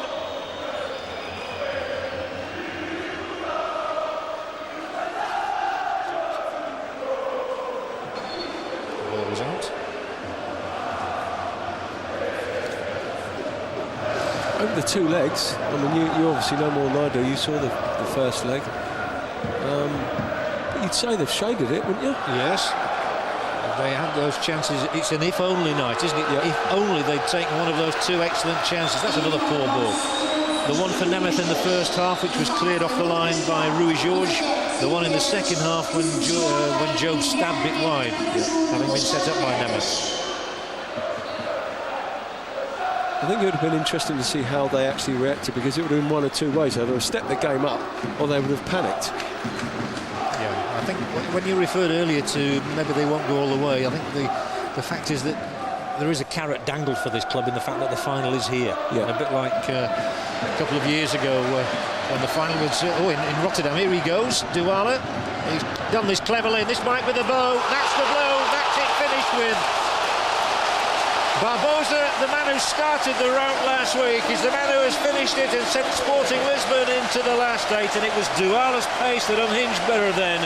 They were overstretched, and when he pulled it back, there was a net inviting Barbosa to strike it into the net beyond Mark Schwarzer.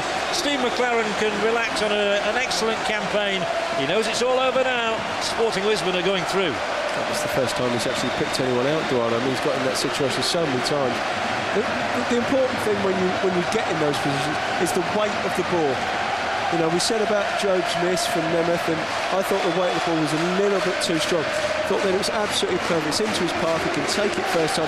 He can actually pick his spot rather than having to concentrate on the ball. As you say, it doesn't really, it didn't take any of the shine off the performance. They just, you know, I mean, it was coming, wasn't it? We've got to say that. Yeah. They gave everything for 65 minutes, and it's just proved the bridge too far in the end. A few dejected looks there. We saw Bolo Zenden in particular. Joy on the other side. I think there's just a couple of minutes left. It's 4-2 the aggregate score. A couple of minutes to be added on. That is all.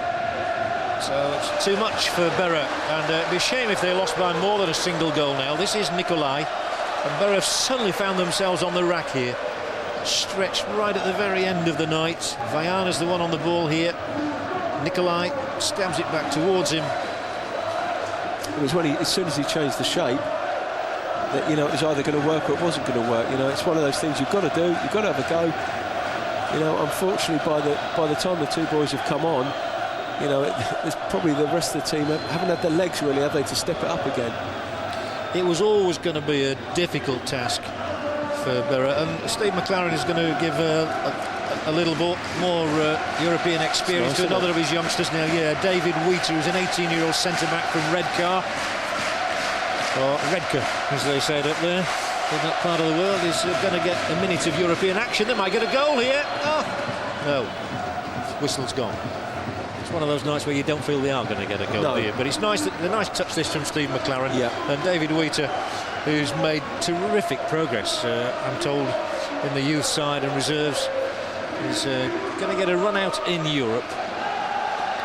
They also say he's very, very dangerous coming on late in matches as well. I think he's got a goal or two in the reserves doing that, even though he's a centre-back. He's one who loves to get forward. Where will he play? Centre half, or? Well, that's his natural position, is centre half. That's where he's going. I don't know whether they're just chucking one up front.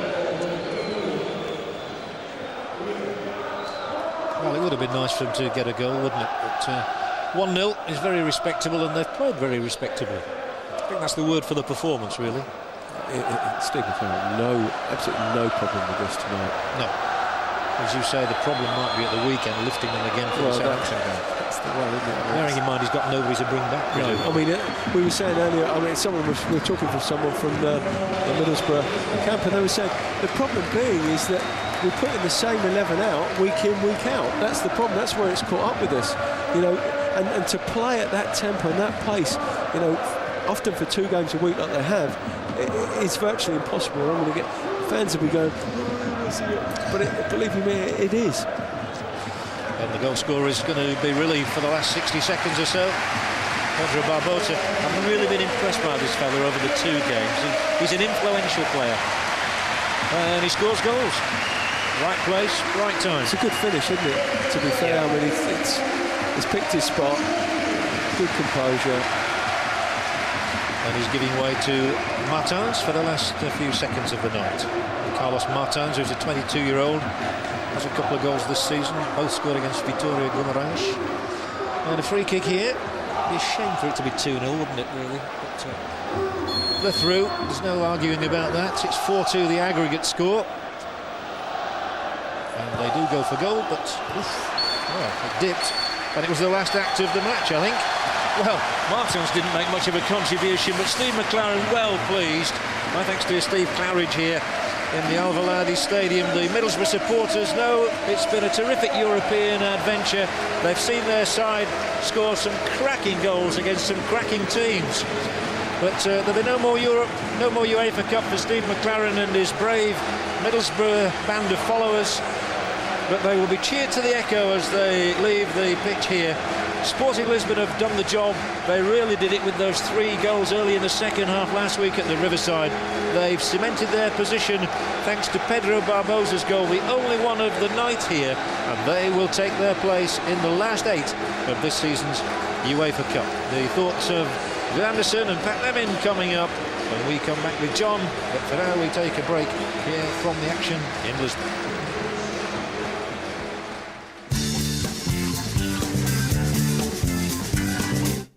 Sky Bet. It matters more when there's money on it. 0800 975 0550. I'm sorry, Cheryl. It's over. OK. What's Dave just done wrong? He should have got his mate to dump her. She should have got in there first. Good. But no, if he'd waited until 6 o'clock to dance Cheryl, the call would have been free. As an energy customer, he could sign up to get free evening and weekend calls. Another reason to be with British Gas. So come on, you two, kiss and make up. British Gas, doing the right thing.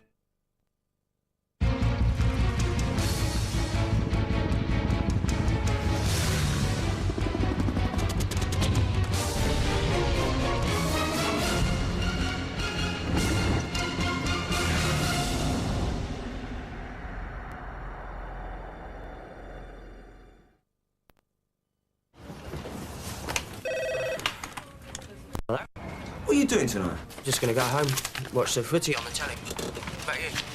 About you? Yeah, I'm snowed under, mate, actually. So, yeah, I won't be home till much, much later. All right, see you later. Bye.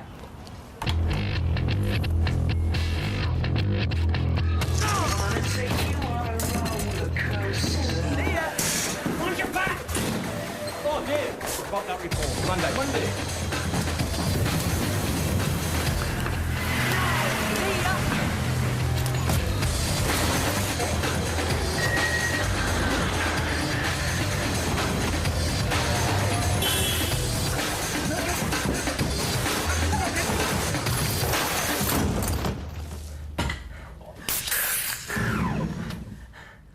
Cheers. Carlin, spot on.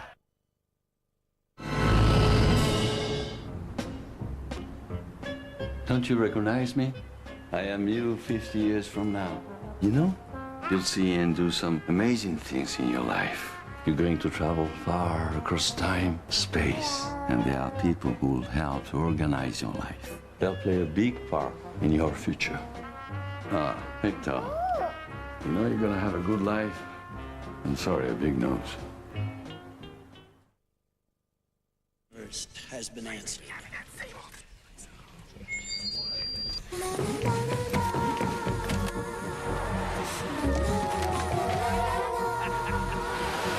Just to keep people calm.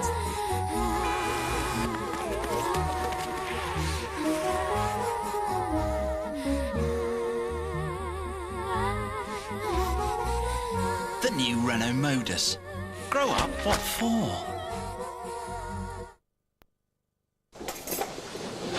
My name's Lance Corporal Graham Weston, and I know that when you're on operations, there's certain people that you want to keep in with, and a lot of them are in the Territorial Army. the posties, the drivers, the vehicle mechanics, and especially the chefs like me. More pepper! As a TA specialist supporting the army, I bring my skills as a chef from Civvy Street here to use here, and in return they give me skills I can use here. 19 days a year on regular army pay. Interested? Go to ta.mod.uk for your free TA guide.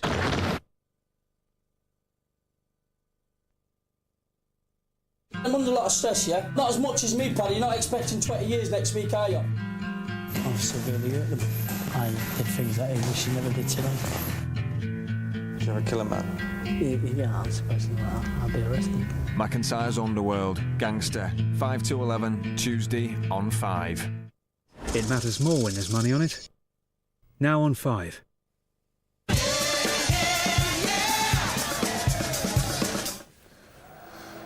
Well, disappointment for these Boroughs fans, although you wouldn't believe it looking at them, as they go out of this year's UEFA Cup competition losing 1-0 to Sporting Lisbon. Football's a cruel game, isn't it? They didn't deserve that tonight. They put in a fantastic performance. They certainly did. All the way from the start of the game, first 10 minutes afterwards, they've really gone for it. And you just knew when they started missing one or two chances, and the worst one possibly was Job's one, but well, I think they've done well. Yeah, you know, you say goals change games, but also misses changes games as well. And after Job missed that chance, you could see, you know, it just drained the Middlesbrough players. Because had that chance gone in, yeah, it would have been completely different. And he scored within 5 minutes of the second half. It would have been a really interesting game after that. He scores a fantastic goal last week, and he has a great chance this week. Somebody said it was a little bit hard. We'll see it a bit later, but I thought it was a great chance. Well, let's hear from one of Middlesbrough's heroes tonight, Bolo Zendan, as he speaks with Dave Beckett. Well, you certainly deserved to lose tonight, did you? No, I think we gave it a good shot. Of course, we knew they were capable of keeping the ball. That's why we choose actually to let them play from the back. And as soon as they came to the middle, that's where we put our pressure and hopefully to get the on the wrong pass, get the counter attack. And I think especially in the second half we had some fairly good chances because we had a proper go at it. And of course, if you do get the 1-0, it will make a lot of a different type of game. And well, of course, towards the end, you try what you can to get a result, and then they hit you on the counter. You're just looking back to the Riverside, I suppose, and 15 minutes there, which have knocked you out of Europe, really. Yeah, of course. The straight after half-time, we conceded a goal, and that made it a lot more difficult. And of course, losing 3-2 at home, we knew this was going to be very difficult. And not to mention as well, I mean, we got about 7 players out that could have started today, and I mean, the young lads have done fantastic. We can't ask anything more. And with the team we had out today, I think we've done a fantastic job and still tried to get a result, and maybe we deserve better than what we had today at the end. Briefly, how crucial to get into Europe again, because I know you've said you need to play European football next season? Well, it's important for the club. I mean, we know what it gave us this year. We were capable of signing players. We were capable of having a very good football. We've had a run until the last 16, and today we came. Well, of course, in the first leg as well, we came against an opponent that had better football than we did at the day. Of course, for me, it's important as well. Thanks, Bolo. Well, Viv, he was saying about getting 1-0 up and then taking it from there, and we know what he's talking about with the 1-0. We know the chance he's talking about had this gone in from Joseph Desire's job. Yeah, it's a fantastic chance. No, but it's a good mistake by the goalkeeper. I think the goalkeeper tries to play it to his left back. He cuts it out, Nemeth cuts it out, and he slides it across the box. It was a little bit hard. But was he expecting it? You said he's a fantastic player, but finishing it is his strong point. He may not be an out-and-out goal scorer, and he showed there. Exactly that. He's not an out-and-out goal scorer, as you just said. Right. I'd like to see Alan Shearer in that position. I think it'd been gone in the net. And of course, Pat, you can see the disappointment after that. It kind of drained out of them, and of course, it then led to Sporting Lisbon scoring the goal. But by that time, the tie was over. Yeah, I feel sorry for him. Talking about that chance beforehand, just one word to say: Hasselbank. That would have been scored. But Douala, we said before the game, he's a quality player and he's got some pace, and as I said in the commentary, he didn't pick players out all the time when he got there, but you can't complain about it. They deserved a 0-0, at least a 0-0 tonight, and that was a decent goal. But I have to say, Stephen Clarence changed the tactics, but then and gone for it. Yeah, it was a good performance. Well, coming up after the break, we'll have the competition winner, and we're also hoping to hear from Middlesbrough manager Steve McLaren. So don't go away.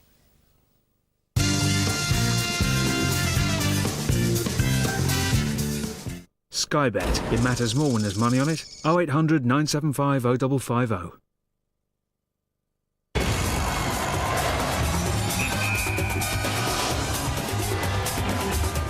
Bacardi, welcome to the Latin Quarter.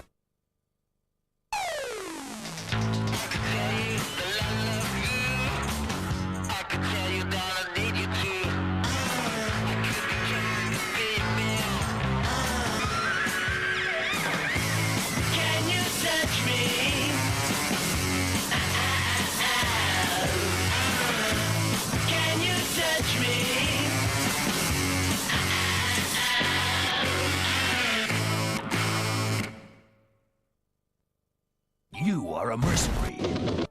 Blow up anything. Blow it up again. Keep blowing stuff up.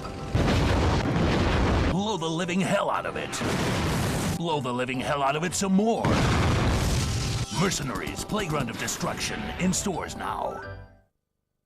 Hello Dixons. New Slimline PlayStation 2. 2 top games including Gran Turismo 4, the ultimate driving game. In store now at Dixons, the future for less. Heavens! I forgot to renew the car insurance. Must telephone the broker at once. Telephone, dear? We're not in the dark ages. This is a job for Mr. Mouse. By going online to esure.com, the mouse cuts out the middleman and could save us a tidy sum. What a clever little mouse. I bought him some cheese. Calm down, dear. It's not a real mouse. Oh, I think he's asleep. esure.com. Great value car insurance at the click of a mouse. David Redshaw. Yeah? This, I believe, is yours. You left it in a bar the other night. Now, there's nothing wrong with that, but when you consider that beer's a Heineken, it becomes a different matter. Come on, let me explain. Heineken has changed. It's brewed in sideways tanks, not upright, sideways. We got rid of the 3.4%, and it's now the 5% ABV you drink abroad. So when we see people not appreciating all the efforts we've gone to, it makes us kind of upset. Yeah. So next time you order Heineken, just remember how it's made. What do we got? Paul Walters spilled his pint last Thursday. Let's go.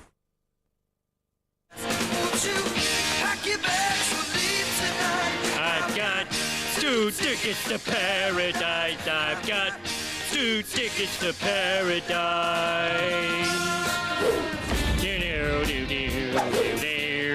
Excellent guitar riff.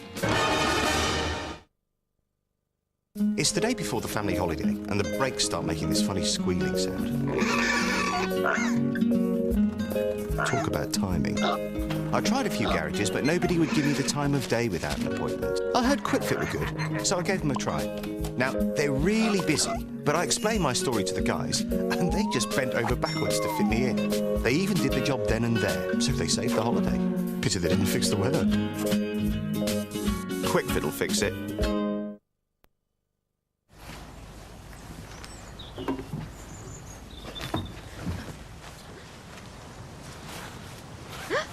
Women, don't expect any help on a Thursday. Nuts about women, motors, sport, read nuts. This week, free giant Abby Titmus poster. You gotta ask yourself a question. Do I feel lucky? Well, do you, punk? Sky Bet. It matters more when there's money on it. Now on 5.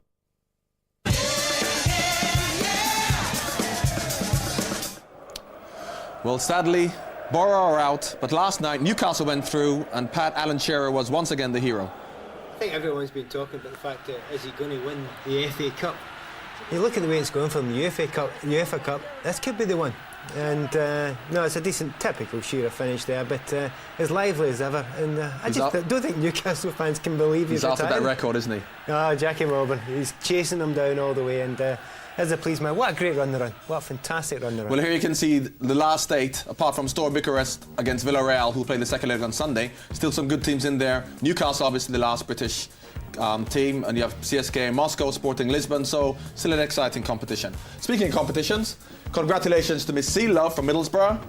You are the winner of £5,000, and you correctly identified Jimmy Floyd Hasselbank as being Dutch. And don't forget, 5:35 Saturday week, Ireland's World Cup qualifier against Israel over in Tel Aviv, live here on 5. Let's now hear from Steve McLaren as he talks to Dave Beckett. Steve, that must be as frustrating an evening as you can possibly have. What a magnificent performance by the players. Yes, frustrating. We had 3 great chances to get that first vital goal. But, you know, the game was decided by inches, and they didn't deserve that goal at the end. I can't fault the players. What do you take from this European experience? It's been absolutely magnificent. A fantastic experience. And we've handled it so well. The club, the admin staff, the playing staff, you know, all those in the back room, the coaches. We've handled Europe really well, had a great run. It's come to an end, we're disappointed, but we've got a little taste for it. And we enjoyed this evening, although we go out, we want more of it next year. All right, thanks very much, Steve. Thanks a lot. Viv, how would you sum up their exploit in Europe this year? I think Steve summed it up spottingly. It's great, really well there. He's saying that it's been a great experience. Some of the young lads, he's bred some of the young lads through, and I think it's been great. Great for Steve Gibson. He takes a big pat on the back, and they want to try and get there next year. And of course, but they can get there next year because, you know, they're 8th in the league, but they're only a few points off, you know, 5th and 6th spots, so they can still get there next year. Yeah, I mean, tonight we're thinking about the cutting edge that they didn't have. At this level, you kind of need quality, really, and maybe that little bit of quality wasn't really in there. But I think, in a funny way, it's kind of been a good night for them. You can actually look back at it and think it's, you know, it has actually been a good competition for them, and they're back on track after the difficult times in the league. Exactly right, and a good game on Saturday. Well, they do have an opportunity through the league to get there again next year because they can solely concentrate on the league, and you can see them here, although they are 8th.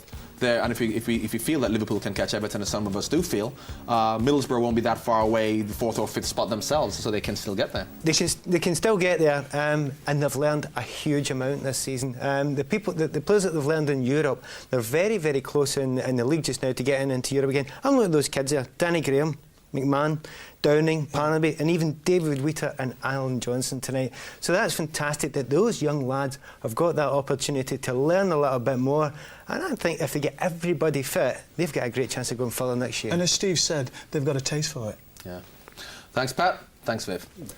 Well, it's been a wonderful experience for Middlesbrough in their first European adventure, and it's been a pleasure for us here on 5 to have been with them every step of the way. Sadly, all good things come to an end, but after last week's disappointment, at least they can go out with their heads held high. Good night.